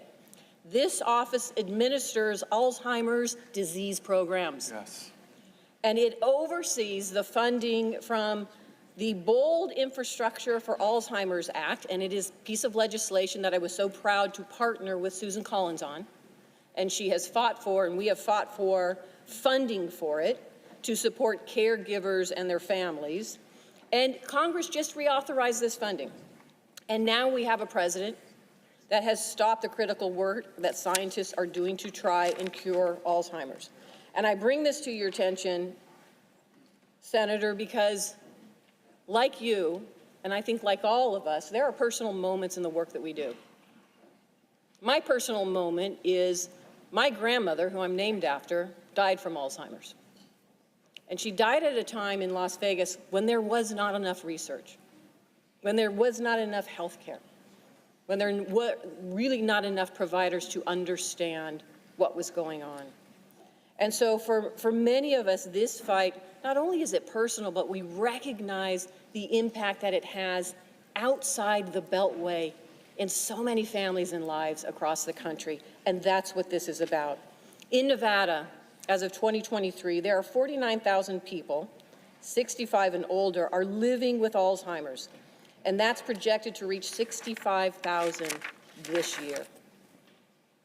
Not only did we hear that HHS laid off the entire healthy aging branch of the CDC, but Donald Trump also recently terminated a $14,000 NIH research grant that had been supporting Alzheimer's research at the University of Nevada, Las Vegas. And he's continued to cut the grant for essential research for so many reasons. We've seen these funding cuts, we've seen mass layoffs, and the impoundment of grants that have already been approved by Congress. This is a violation of the rule of law, and you have been talking about that for the last couple of hours. President Trump is forgetting that this is personal. It is happening to so many families. So my question, Senator Booker, to you is, what do you think families and caregivers of those impacted by Alzheimer's, how they are feeling about what is happening right now? So this bothers me for two reasons, and the first you've already mentioned, is this is the points of bipartisan work that we do. I talked about Chris Murphy and the bipartisan gun bill that lots of people here worked on with Senator Cornyn and others, and how upset my state is that some of that community violence intervention money that I worked so hard to get in that bill is being clawed back by a president. There are people in this room, I know so many of you, and I know on the other side, that have done such great work to work with our colleagues to find common ground and get really important programs passed that bring resources to families. And it's being clawed back by a president, not with consultation, not with a hearing, not with a discussion of even why you would target Alzheimer's research. That is a violation of the separation of powers. And I wish my Republican colleagues would hold more hearings about that. These are programs that they like. I saw that with USAID. I worked with Marco Rubio on some of that programs and those investments that are now been cut and clawed back. So it's a separation of powers issues. It's an offense to the common goals that we share in this community of leaders. But the second reason it bothers me is an article I read hours ago by Fareed Zakaria. And he talked about what's happening to a nation that cuts so dramatically what is one of the best taxpayer investment dollars in biomedical sciences.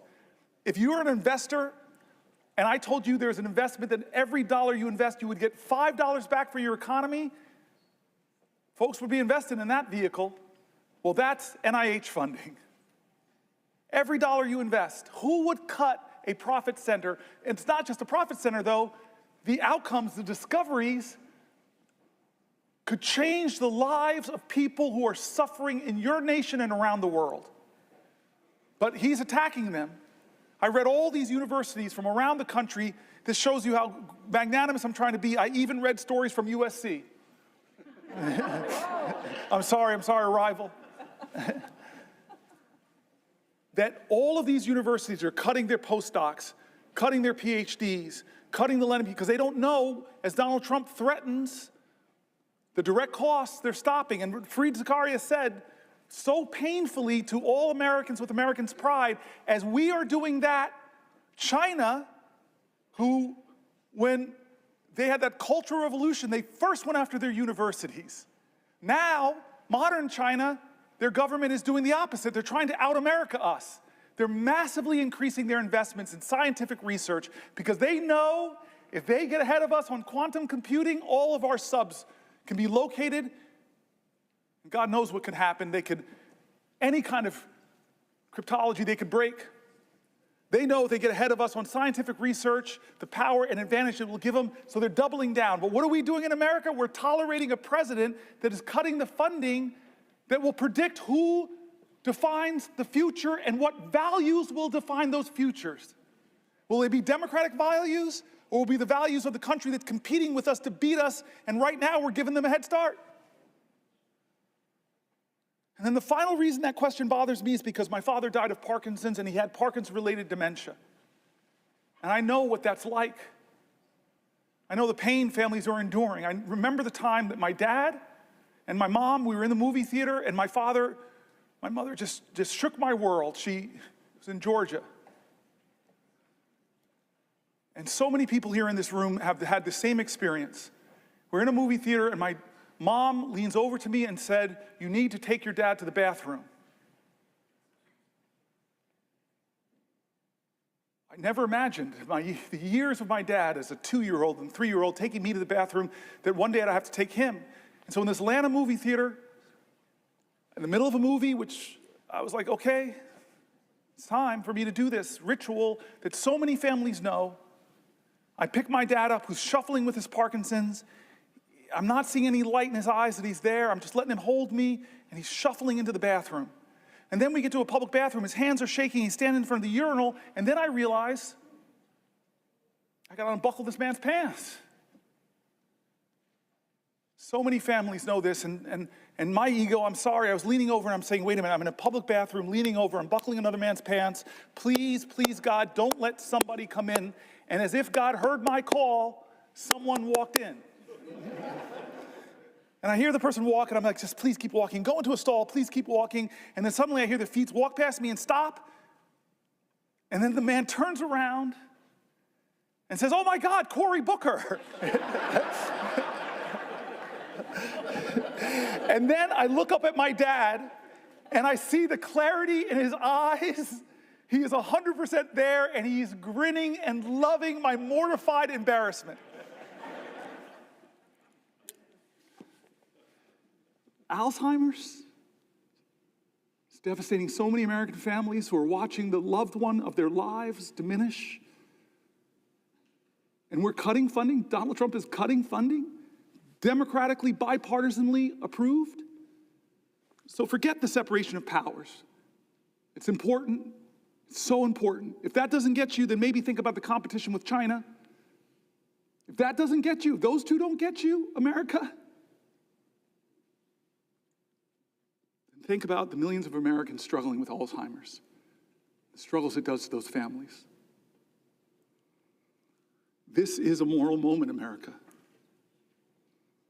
This is going to define the character of our country for years and years to come. Has the Senate called a hearing on your bipartisan funding, Senator? No. Have we done our oversight responsibility? Have we checked, as I read from the Federalist Papers, as our founders wanted us to do, is to check the executive, be the check at the executive that balances our governmental powers. No, we're not checking that executive. With Signalgate, I have heard from Republicans that serve in Congress, of the 535 with us, I know other colleagues here have heard, they're mortified. You talked about that. Mortified about that. And again, this is not partisan. The Biden administration made foreign policy mistakes. Obama made foreign policy mistakes. Reagan, when I was growing up, I was hearing about the Iran-Contra scandal. So I'm not going to be one of those peoples that the pristine, perfect Democrats. We've made mistakes, we've made failings, we've let the public down. We have some reckoning in our own party that we're working on right now. But that doesn't say that you should just be one of these people that says, well, Biden did it. No, you should be a leader of character that says there's something wrong here, and in fact, it could point to real problems in the national security of our country and the laws that we established. One of those laws is very simple. You're supposed to preserve records. How can a signal chain that disappears not be a violation of the law of this land? Is there a hearing on that? Head of the Intel Commission, not a hearing at all. Where are the checks and balances spelled out in the Constitution? We are derelicting our duties here in the Senate. We really are. And the consequences of that is the very national security of our country. How many times do you think this was the first time they created a signal chat? Or is this a pattern of practice? You're a really rational man. I keep looking at you, Mark. You're my leader on these issues. Or Jack Reed. No, this indicates a real problem, and the Senate, the United States Senate, should get to the bottom of it.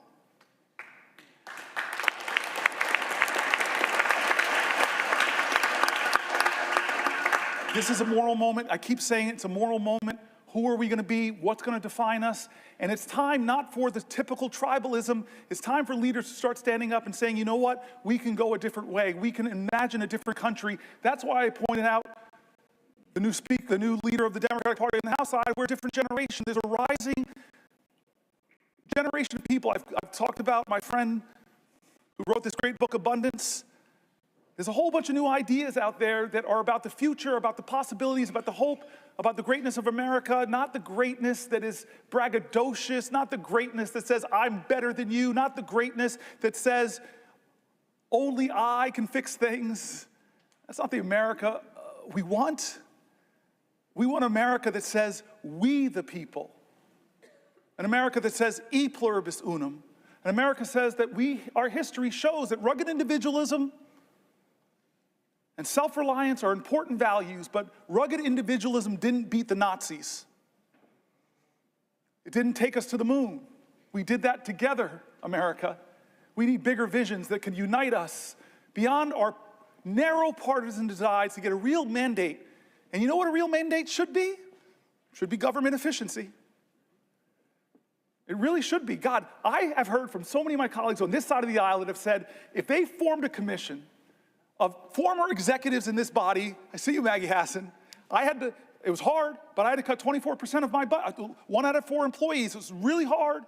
It caused a lot of pain, but we had to reduce my government. There are a lot of people here that are executives on both sides of the aisle that would have said, pick me, let's form the most exciting team possible. Because Jack Reed knows that the military of the United States of America could do things more efficiently. It's a little bit of waste over there because they haven't passed an audit.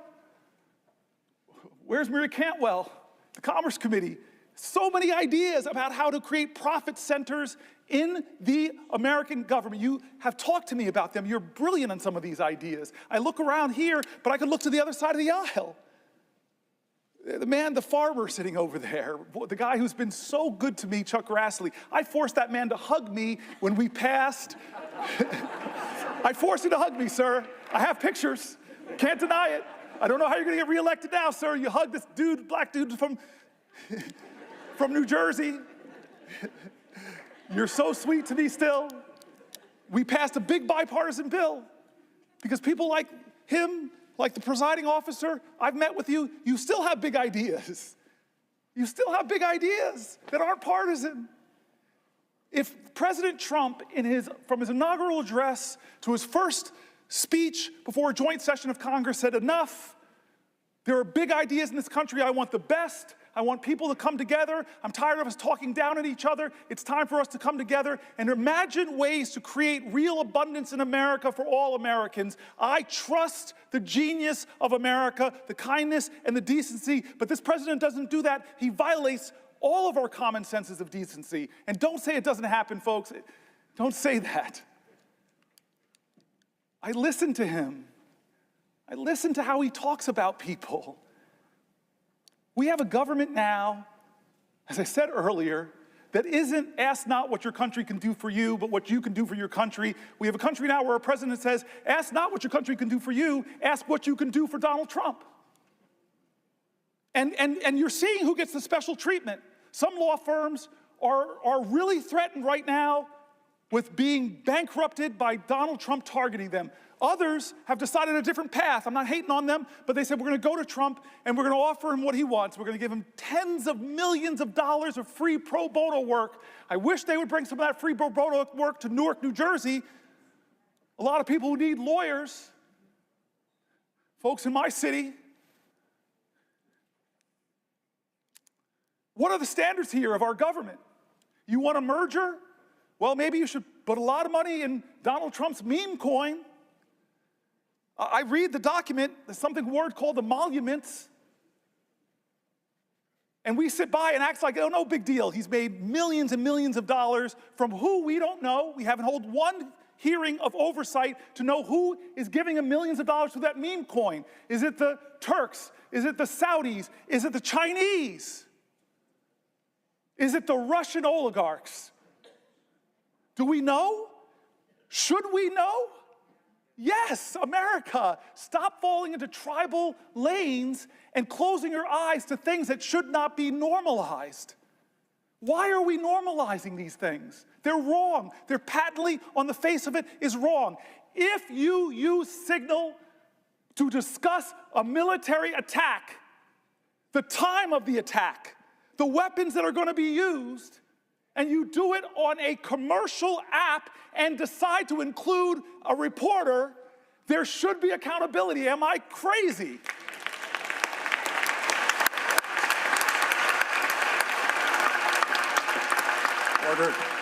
Order. Ladies and gentlemen, let me just remind you, expressions of approval and disapproval are not permitted by the gallery. Thank you. He was forced to say that. Look at you, defiant man.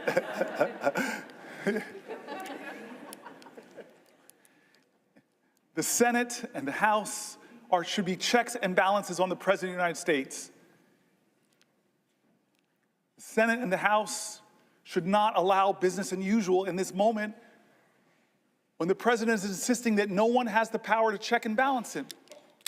When a judge does it, when a judge decides on the soundness of his legal observations to have a ruling, and then the President of the United States doesn't appeal the ruling like most people kind of do, but starts to drag and insult and threaten that judge with impeachment. And some people, astonishing to me, in our government said, oh, that's right, we should impeach this guy. That's not a question of left or right, that's a question of right or wrong. We're normalizing this behavior. We're letting him do things that Republicans and Democrats should say together are wrong.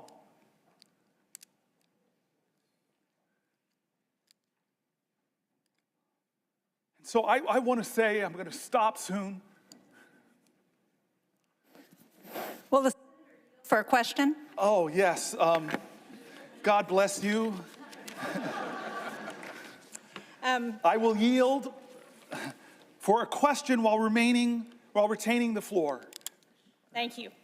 I want to start, before I get to my question, with just saying how proud I am, how proud we all are of you. And I think I'm old enough to remember Strom Thurmond's filibuster.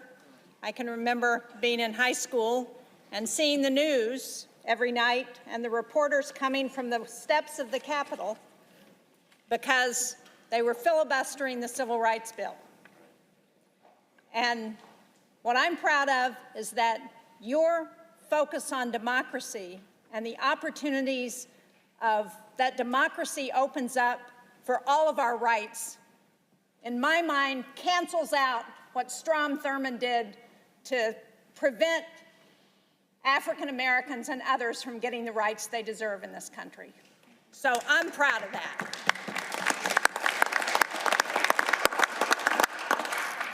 But I really want to, you talked earlier this afternoon about the rule of law and the overreach of this administration.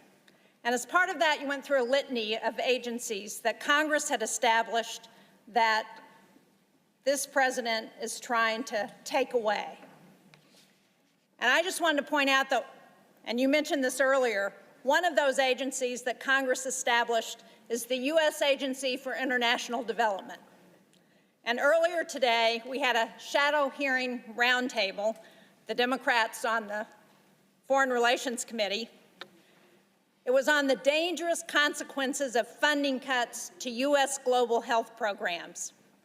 And I know that as ranking member on the subcommittee on Africa and global health policy, you would have really been interested in this.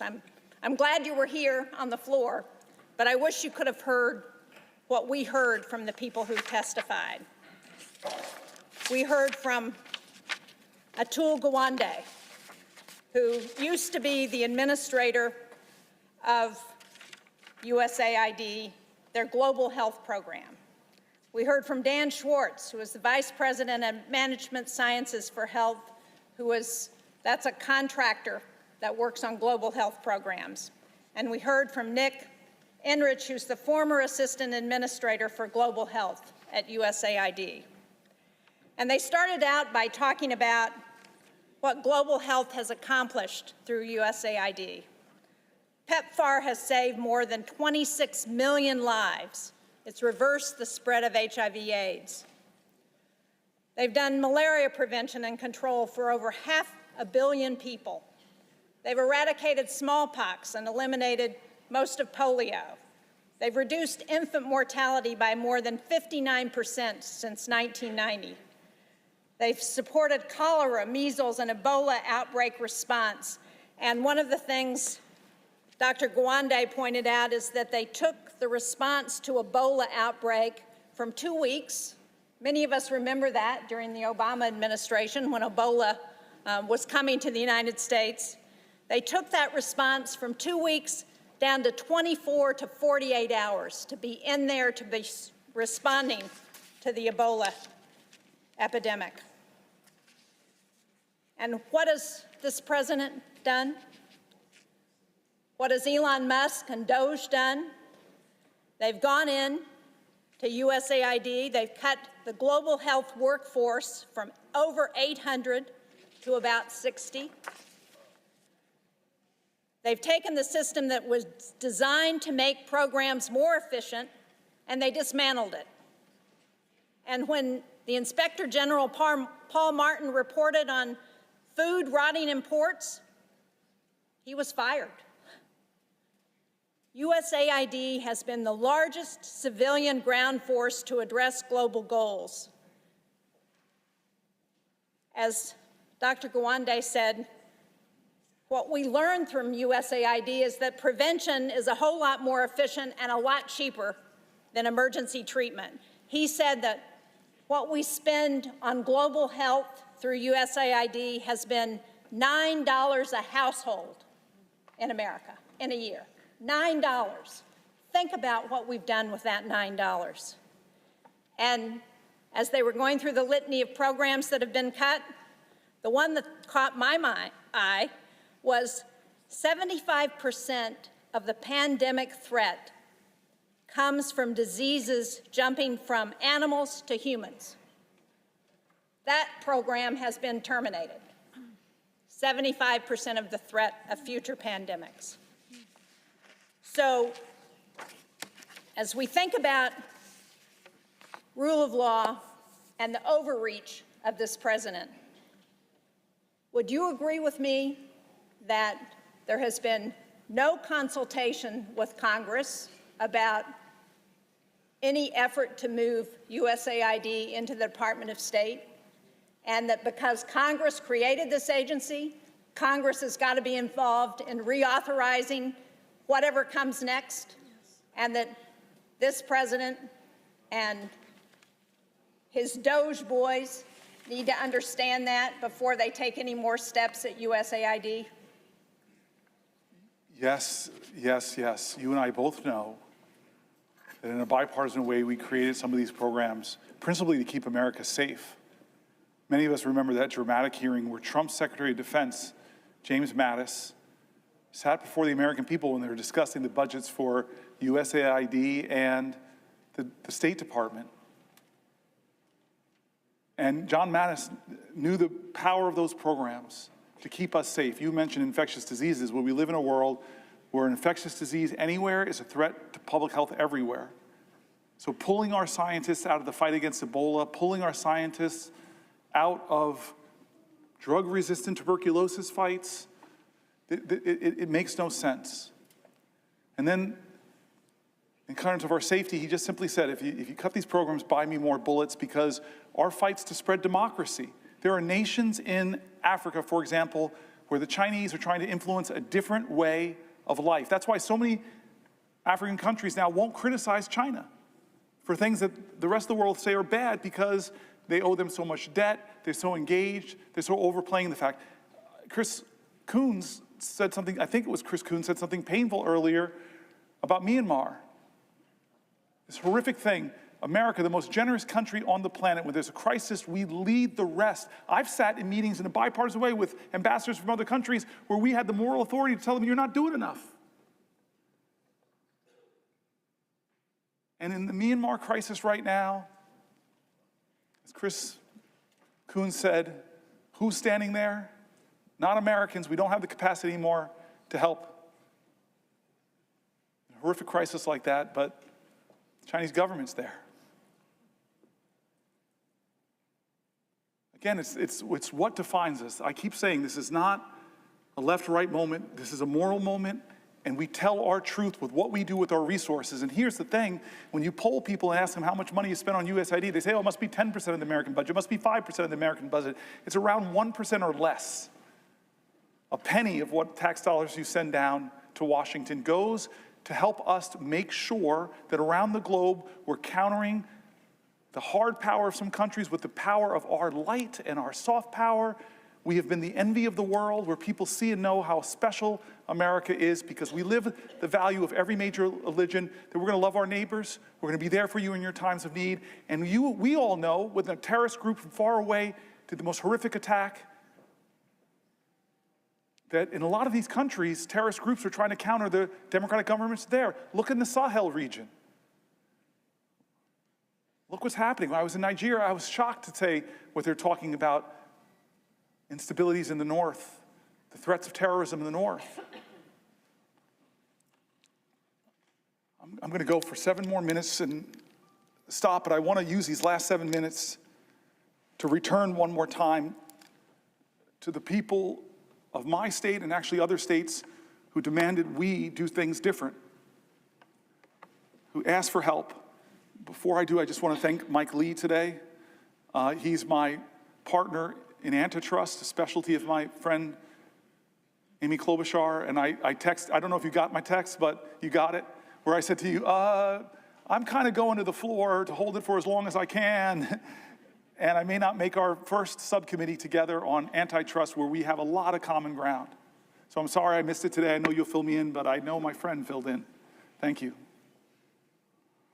So I want to close back where we started, about us, about why I'm here.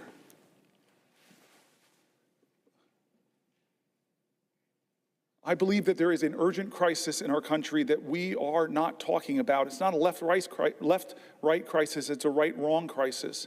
It's a moral moment, and again, in America, that's going to define our character, about who we are and what we stand for. There's a threat to the bedrock commitments we've made to each other as a country. People are threatening that bedrock commitment of Social Security. They're calling it a Ponzi scheme. They're making up absolute lies about it. When I read American after American who said that that is their lifeline, they told stories that if they don't get their Social Security payment or they get caught up because nobody's answering their calls. If the rural Social Security office, I read states, red and blue, where they're closing Social Security offices, if I now have to drive not 100 miles, but 150 miles at 93 years old, it doesn't quite make sense. One of my colleagues stood up here and said, that's already a cut in benefits if you can't access the folks. I stood here because there's a threat to these bedrock commitments. The bedrock commitment we've made in healthcare in this country. We won the defense of the Affordable Care Act, but my colleagues know when you start talking about Medicaid, that's not 20 plus million Americans. It's 70, 80, 90 million Americans. It's our elders in nursing homes. It's our children with disabilities. It's our moms giving birth that are still giving birth in the country with about the highest maternal mortality rates in the industrial world. It's a moral moment. Who do we stand for? Like Schumer shocked me when he said they're going to use some kind of budget gimmick to push this through. He shocked me, Chuck. I thought this was going to come down to the parliamentarian, but it doesn't sound like it. Now it's just going to get done. With the math, and I read from Manhattan Institute criticized it on the right. AEI criticized it on the right. They said, what are you doing? What are you doing, America? You're going to rake up trillions and trillions of dollars in debt that our children and our children's children are going to have to pay for, passing the bucks that will grow. Are you doing that to help people get more access to health care, more access to retirement security, more access to the things we believe in, big ideas like universal child care, paid family leave? No, we're doing that in order to renew the tax cuts that I read conservative budget folks, moderate budget folks, all across the spectrum who said it will blow up our deficit.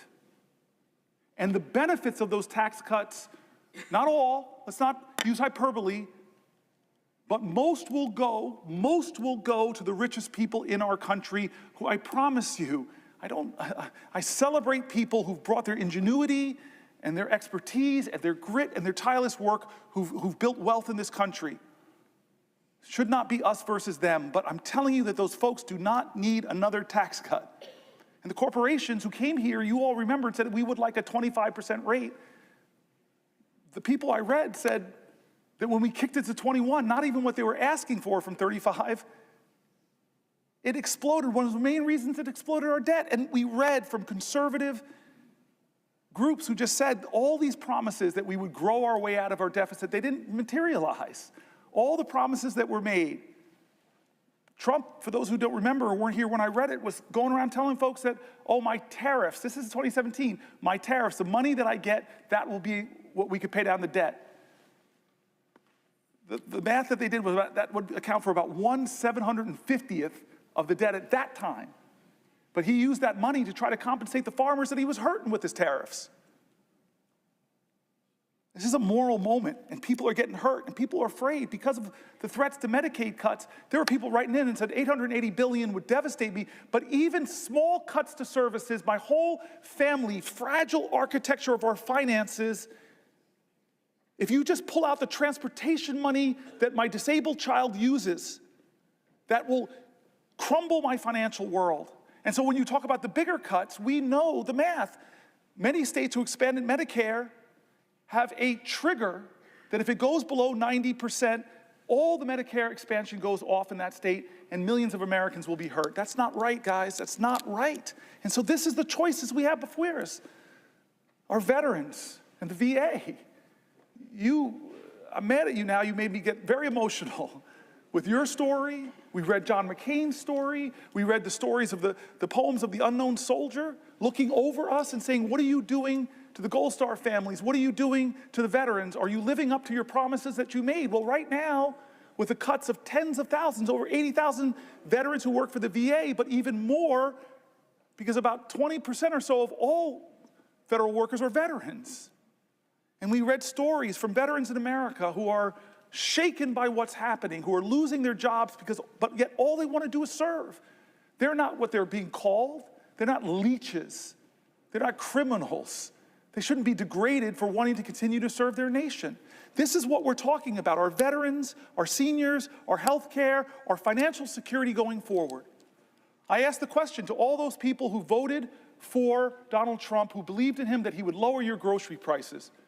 I asked you, look at your financial self. Are you better off than you were 72 years ago financially? Well, the answer for most people who believed in him is no, because he didn't set out to do anything to lower prices. He set out to rename the Gulf of Mexico, to threaten Canada, to say I'm going to take over Greenland. He's done a lot of things, 140 executive orders. Many of them actually drive up your costs, make it more expensive to enroll in the ACA, reduce a lot of the tax credits there. He's increased your costs, he's taxed your bedrock services, stock market tumbles, your 401k accounts are less, inflation is up, consumer confidence is down. This is what the voices we brought into this chamber, the voices of our constituents, red states, blue states, the voices of Democrats and Republicans, Republican governors, Democratic governors, we brought all the people that are saying, no, this is a moral moment, not left or right, right or wrong. And so I've tried over the last 25 hours and 1 minute to center the conversation back on what will we do of good conscience. People who are saying, I served this country, I risked my life, shouldn't be able to keep my job. People are saying, this country once made itself the envy of the world because we invested in high quality education for every child. I don't like what's going on at the end of the Department of Education. People are saying, I worked harder than I ever have, but the prices on everything in my life are getting higher. People who are saying that the America I learned about in school, the one where people's rights are protected, the people are saying that why are we yet again going through another healthcare battle that threatens millions of people, the people are saying that I'm worried about the financial security and the future of my country, the voices of folks. And so I end by saying simply this, where I started was John Lewis. I don't know how to solve this. I don't know how to stop us from going down this road. Chuck Schumer's now told me that they're greasing the skids to do these things. I'm sorry, but I know who does have the power. The people of the United States of America. The power of the people is greater than the people in power. It is time to heed the words of the man I began this whole thing with, John Lewis. I beg folks to take his example of his early days where he made himself determined to show his love for his country at a time the country didn't love him, to love this country so much, to be such a patriot that he endured beatings savagely on the Edmund Pettus Bridge, at lunch counters, on freedom rides. He said he had to do something. He would not normalize a moment like this. He would not just go along with business as usual. He wouldn't know how to solve it. But there's one thing that he would do that I hope we all can do that I think I did a little bit of tonight.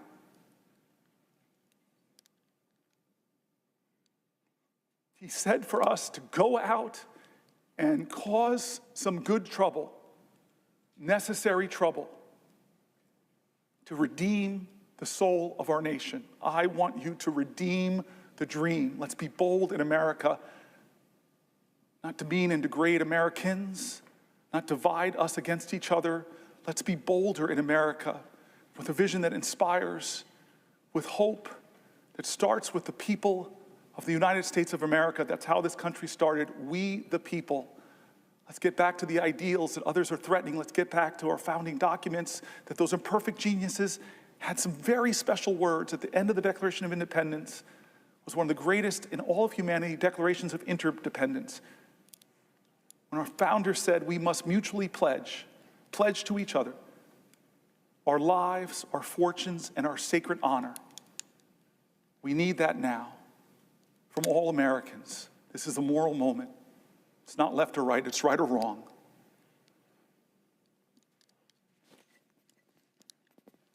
Let's get in good trouble. My friend, Madam President, I yield the floor.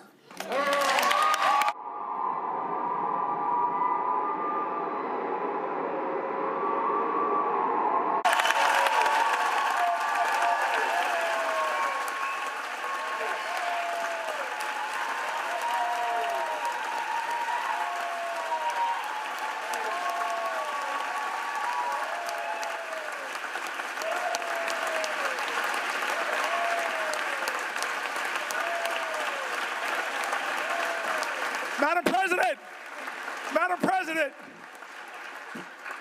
thank you to the pages, thank you to the parliamentarian staff, thank you to the clerks, thank you to the doorkeepers. There are so many people that make this place special. I kept you up all night, kept you up 24 hours. I just want to say thank you. Thank you, everybody.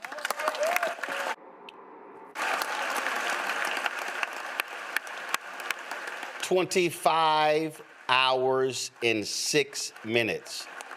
That's how long U.S. Senator Cory Booker of New Jersey held the floor of the United States Senate. Senator from Idaho. Madam President, this next regular order of business, confirmation of Mr. Matthew Whitaker.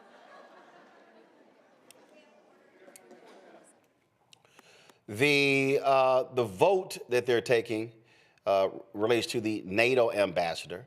That's what Senator Booker was filibustering. 25 hours, 6 minutes. I'm sorry. 25 hours and 46 minutes. He broke the record at 7:20 p.m. Eastern. He stopped talking exactly at 8:06. At 8:06, guys, come on. What do we? That's the feed. There we go. 8:06 p.m. And as you see right there, Mustafa, Republicans, let's go right ahead, move forward the nomination of Matt Whitaker. But the key point is this here. People are going to be talking about this for a very long time. And this is the type, when you look at on social media, all platforms, the energy that is around the dialogue that people are having about the things that he talked about, that is why this was important. Yeah, without a doubt. I mean, Cory opened the eyes of a nation, right? He closed with John's quote about, redeeming the soul of America, which is really where we're at in this moment. And that's why energy is necessary to do the steps that are going to be critical to being able to not just heal this country, because we know that takes a huge amount of energy and it's going to take time because folks have always wanted to resist that. But in this particular moment, bringing forward all the egregious actions that this administration has currently done, but also helping people to understand that by coming together that we can make the progress that's necessary. That's who Cory is. And I'm proud of him because he reinfused some energy into a situation where folks often don't know where to go, don't know what to do, or are looking for someone to, sort of spark that match that gets folks who say that we are resistors moving in a positive direction. So now each and every person who watched that has a responsibility in this moment to get engaged. He talked about good trouble and necessary trouble. All of us have the ability to play a role in helping this country to move forward in a direction where no one gets left behind, and that we do the things that are necessary to address the evils of the past. Full time, my apologies, was 25 hours, 5 minutes, and 30 seconds. And this is so, I don't particularly care for Frank Luntz, the Republican pollster. I don't care for him at all. But Larry, this was a tweet that he posted. He said, I just hosted a focus group of Democratic, go to my iPad. I just hosted a focus group of Democratic voters who are angry with Dem leadership in D.C. What Cory Booker is doing right now on the Senate floor is exactly what they want to hear. Democrats would be smart to get a transcript and copy it word for word. Yeah, I saw that same tweet when Senator Booker was, on the Senate floor, and it's interesting, Roland, because there's been a disconnect between, D.C. leadership, the House and Senate, and what a lot of millions of Americans want. And that's the point I made this score, the fight, because there seems to be, there's a bit of a, the overall demeanor to be willing to step aside and let what we've seen happen over the last couple of months happen with no pushback.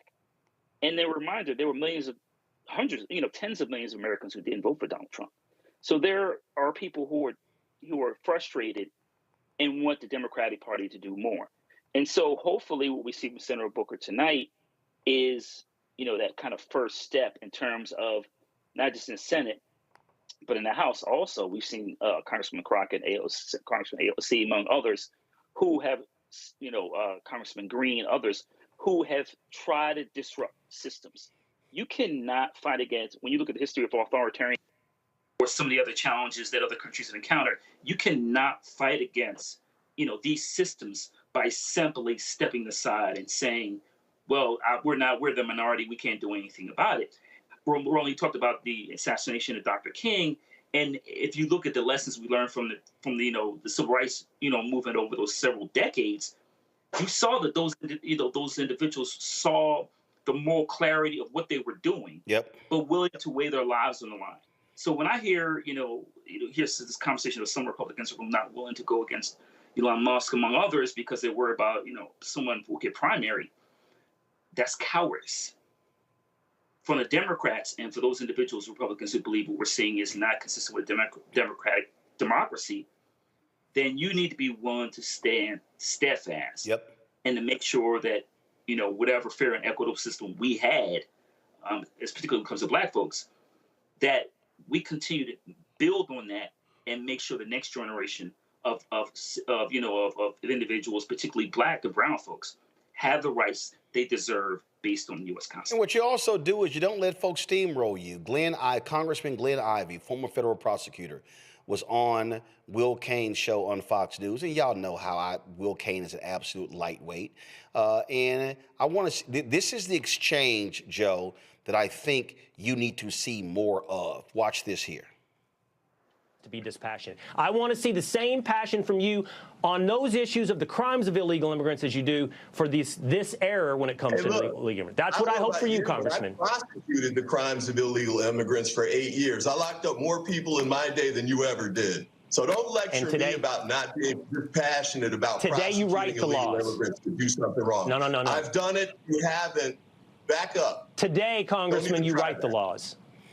Congressman, today, my ISB is dying. I need to turn the speaker on.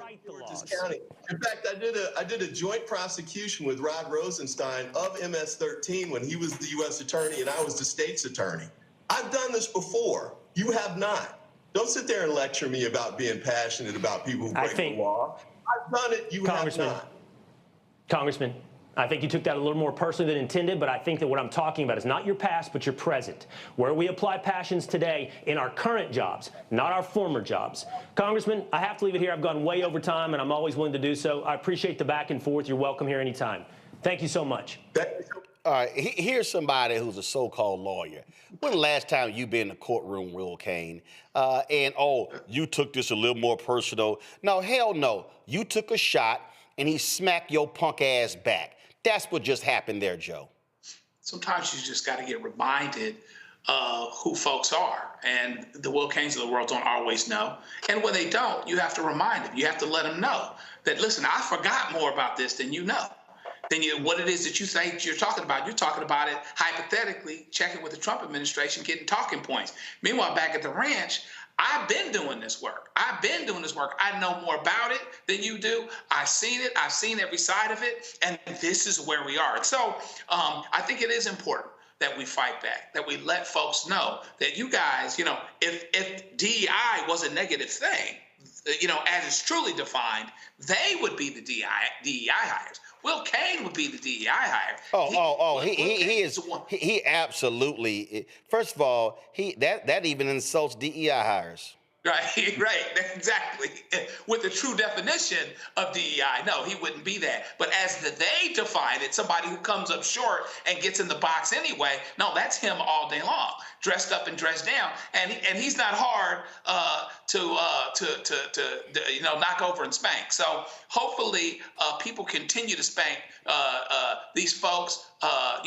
Hit them right in the mouth, figuratively speaking, with what it is that's going on, what the real truth is that's going on. And meanwhile, at the same time, be the people that are fighting for folks. There's a lot of anger out there There's a lot of confusion out there. There's a lot of people that are seeing that their government, that Elon Musk or, co-president and whoever else it is, they aren't doing the things that are helping people. They aren't doing things. There's no mandate to do this. There's no mandate to threaten somebody's Social Security, threaten to take somebody's job after 20, 25 years that they were supposed to have a property right in. There's no mandate for any of this stuff. And so hopefully we, with both words and action, can be on the right side of this so people coalesce. Because what's going to make this thing change is people coalescing and saying, this is not something that we are going to stand for. It's not going to happen. And if we are on that side consistently in words and action, then we'll be where we need to be.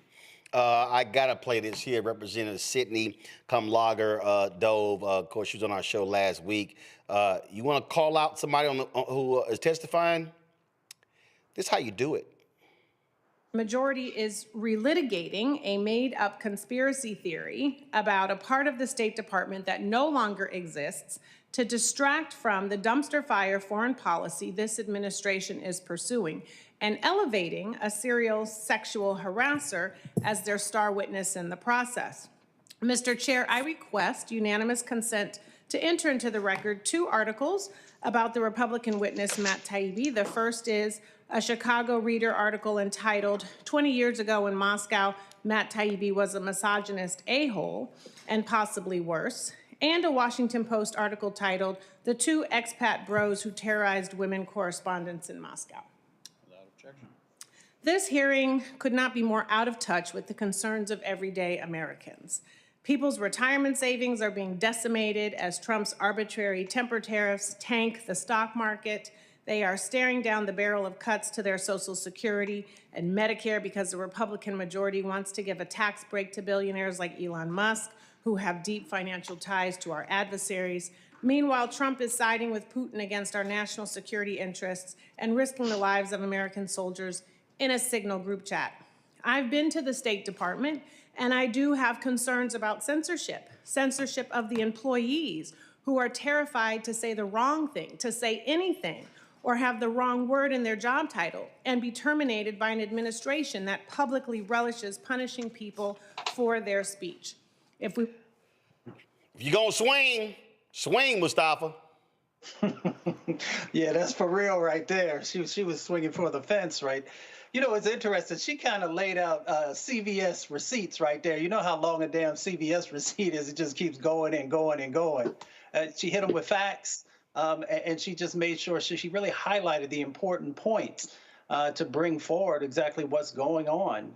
Whether it's witnesses are coming forward or also these sets of actions that are happening throughout this administration by folks who are unqualified to hold the seats that they do.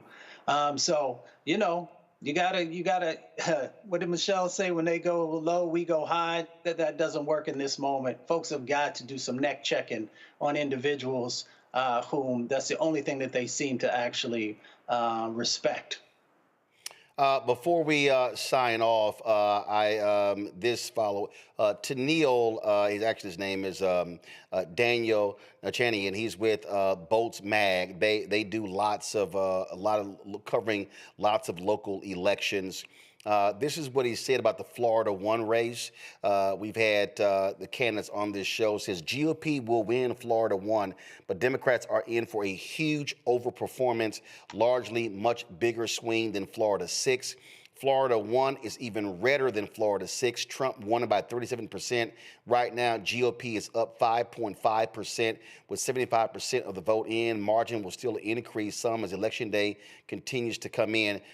This is why this is important. We also, of course, will be looking at what happens out of Wisconsin. This is really important. Because this was what he posted about 49 minutes ago. Randy Fine is on track to defend Florida 6, though a dramatically diminished win in counties that are almost done counting. Fine's lead is 15 to 20 percentage points under Trump's margin from November, but Trump won by 30% overall, so this is enough for Fine. He says the GOP's underperformance in Florida is in line with the shocking losses in the Iowa and Pennsylvania legislative special elections in January and March. Those legislative districts were very red too, less so than Florida's plus 30% Trump margin. AP has called Florida 6 for Randy Fine. And here's the deal. You see this Republican says a win is a win. You got your guy still lost. But the reality is you're able to take something away from this, Larry. You're there in Florida. And if you talk about this level of underperformance, it should say several things to Democrats. First, this is why you have to run strong candidates. This is why you got to knock on every single door. You are guaranteed to lose if you never campaign. Yeah, the fight, it has to continue. And, you know, Roland, it's interesting. I was on a local platform talking about these 2 elections today in the 1st and 6th district. And I believe that as we're going to see, both the Republicans will win those seats. But the question was the underperformance compared to, President Trump's numbers from just a few months ago.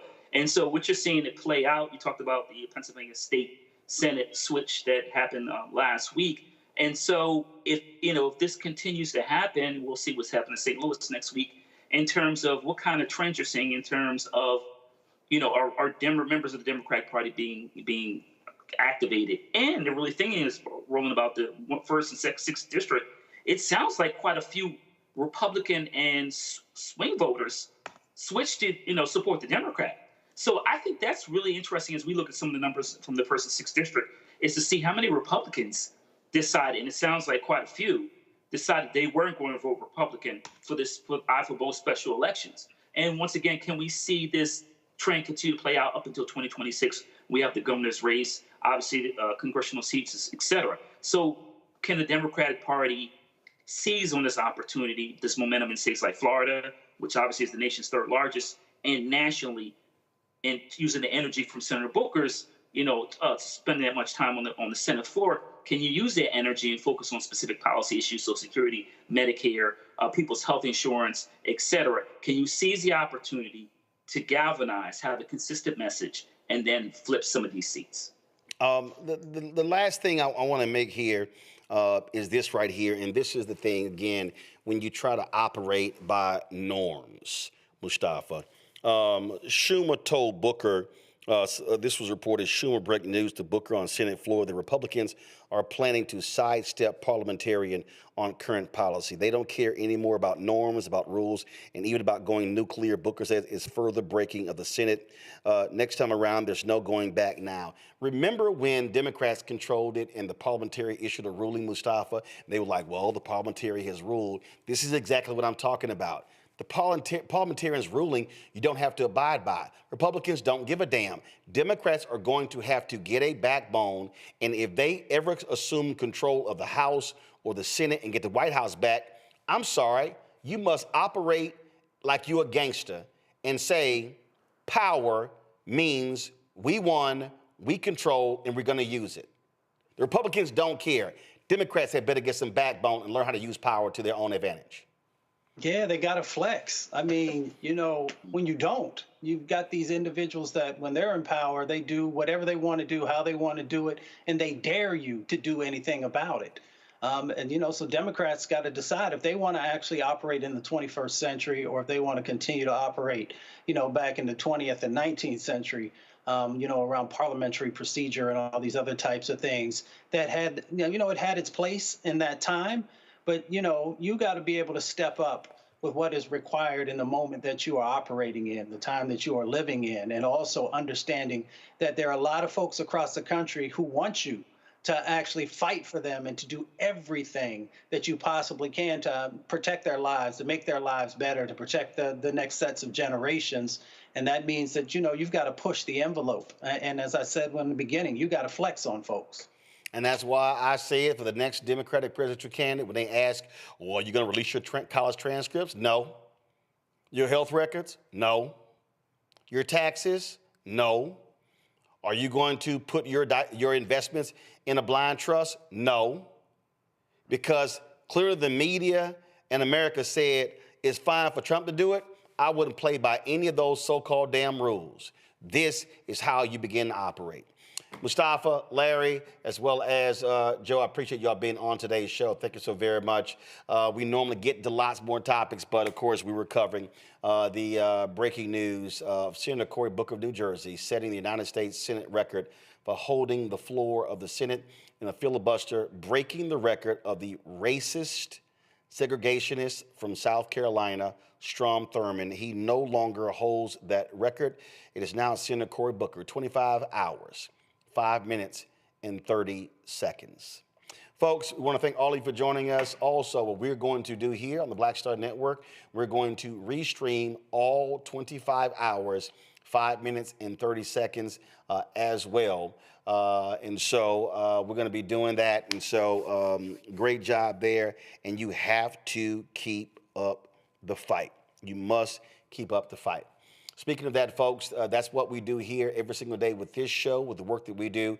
If you want to, so a couple of things. First, if you want to join our Bring the Funk fan club, we want you to contribute to our Bring the Funk fan club by, of course, goals to get 20,000 of our fans contributing on average $50 each. That's $4.19 a month, 13 cents a day. Listen, 6 weeks ago, when I went to the mailbox, there were some 386 checks and money orders in the mail. When I went 2 weeks ago, it was 512. I'll be back. I go every 3 weeks, and so I'll be back at the post office. If you send a check or money order, please be patient because it's a process we have to go through. We have to open every single envelope. We have to catalog every person's name so we can add your name to the list. We then have to actually sign the back of every check and money order. And then we must separate the money orders as well before we send off to the bank. So just be patient. We got the check. We just got to actually just go through a process. But if you don't want to use checks or money orders, you want to make it a lot easier, Cash App, use the Stripe QR code. This is the QR code right here. This is the Stripe QR code. If you want to use a credit card, you can also use the Stripe QR code as well. Click the Cash App button to continue to contribute.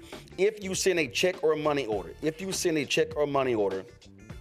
do me a favor. You please make it out to Roland Martin Unfiltered. A lot of people put Roland Martin. A lot of people put Black Star Network. Please make it Roland Martin Unfiltered. It makes it a lot easier when we're trying to sort it with the bank because that way it's not going to all kinds of different bank accounts. Because we have we're set up different ways as y'all, but it's a lot easier if every check and every money order is Roland Martin Unfiltered. You can send that to P.O. Box 57196, Washington, D.C., 20037-0196. PayPal is R. Martin Unfiltered. When you give to PayPal, you see New Vision Media. That's the parent company of all of our different companies. And so don't be alarmed. Venmo is RM Unfiltered. Zelle, Roland at RolandSMartin.com, Roland at RolandMartinUnfiltered.com. Download the Black Star Network app, Apple phone, Android phone, Apple TV, Android TV, Roku, Amazon Fire TV, Xbox One, Samsung Smart TV. Be sure to get my book, White Fear, How the Browning of America is Making White Folks Lose Their Minds, available at bookstores nationwide. Get the audio version I read on Audible. You can also, of course, you can get your Roland Martin Unfiltered Black Star Network swag, T-shirts, mugs, hoodies, wall art, all that stuff. Go to rolandmartin.creator-spring.com or go to the Black Star Network. QR code is there as well. Get your shirt. Don't blame me. I voted for the black woman. If you want to download the app Fanbase, please do so. If you want to invest in their crowdfund, $11 million has been raised. The goal is $17 million. Go to startengine.com/fanbase. And folks, April 11th, we will be traveling to Raleigh, North Carolina. We want to see folks in Raleigh turn out. And guess what? If you're an HBCU supporter and you didn't go to St. Augustine's, that's fine. The town hall will be focusing on all of the issues happening at St. Augustine's. If you are a student, if you are an alumnus, if you are faculty, staff, we want you to come out. If you're a concerned citizen, please come out to Martin Street Baptist Church in their fellowship hall. Doors open at 5 p.m. We're going to be broadcasting live all 2 hours, focusing on what's happening there. It's a lot going on in the capital city. Listen, there's a lot of land the university has. People want to get their hands on that land, and a lot of people are demanding answers in terms of how money is being spent and how do we save how do we save our HBCUs, but how do we also have strong leadership who knows what they're doing? So lots we're going to be talking about when we go to Raleigh on April 11th. Folks, that is it. I appreciate all of you for watching today's show. Thank you so very much. We'll see y'all tomorrow right here on Roland Martin Unfiltered on the Black Star Network. April Fools, but we just cover the fools who sit in the Oval Office. Holla! Black Star Network is here. Oh, no punch! I'm real revolutionary right now. Thank you for being the voice of Black America. All momentum we have now, we have to keep this going. The video looks phenomenal. See, there's a difference between Black Star Network and black-owned media and something like CNN. You can't be black-owned media and be scared. It's time to be smart. Bring your eyeballs home. You dig?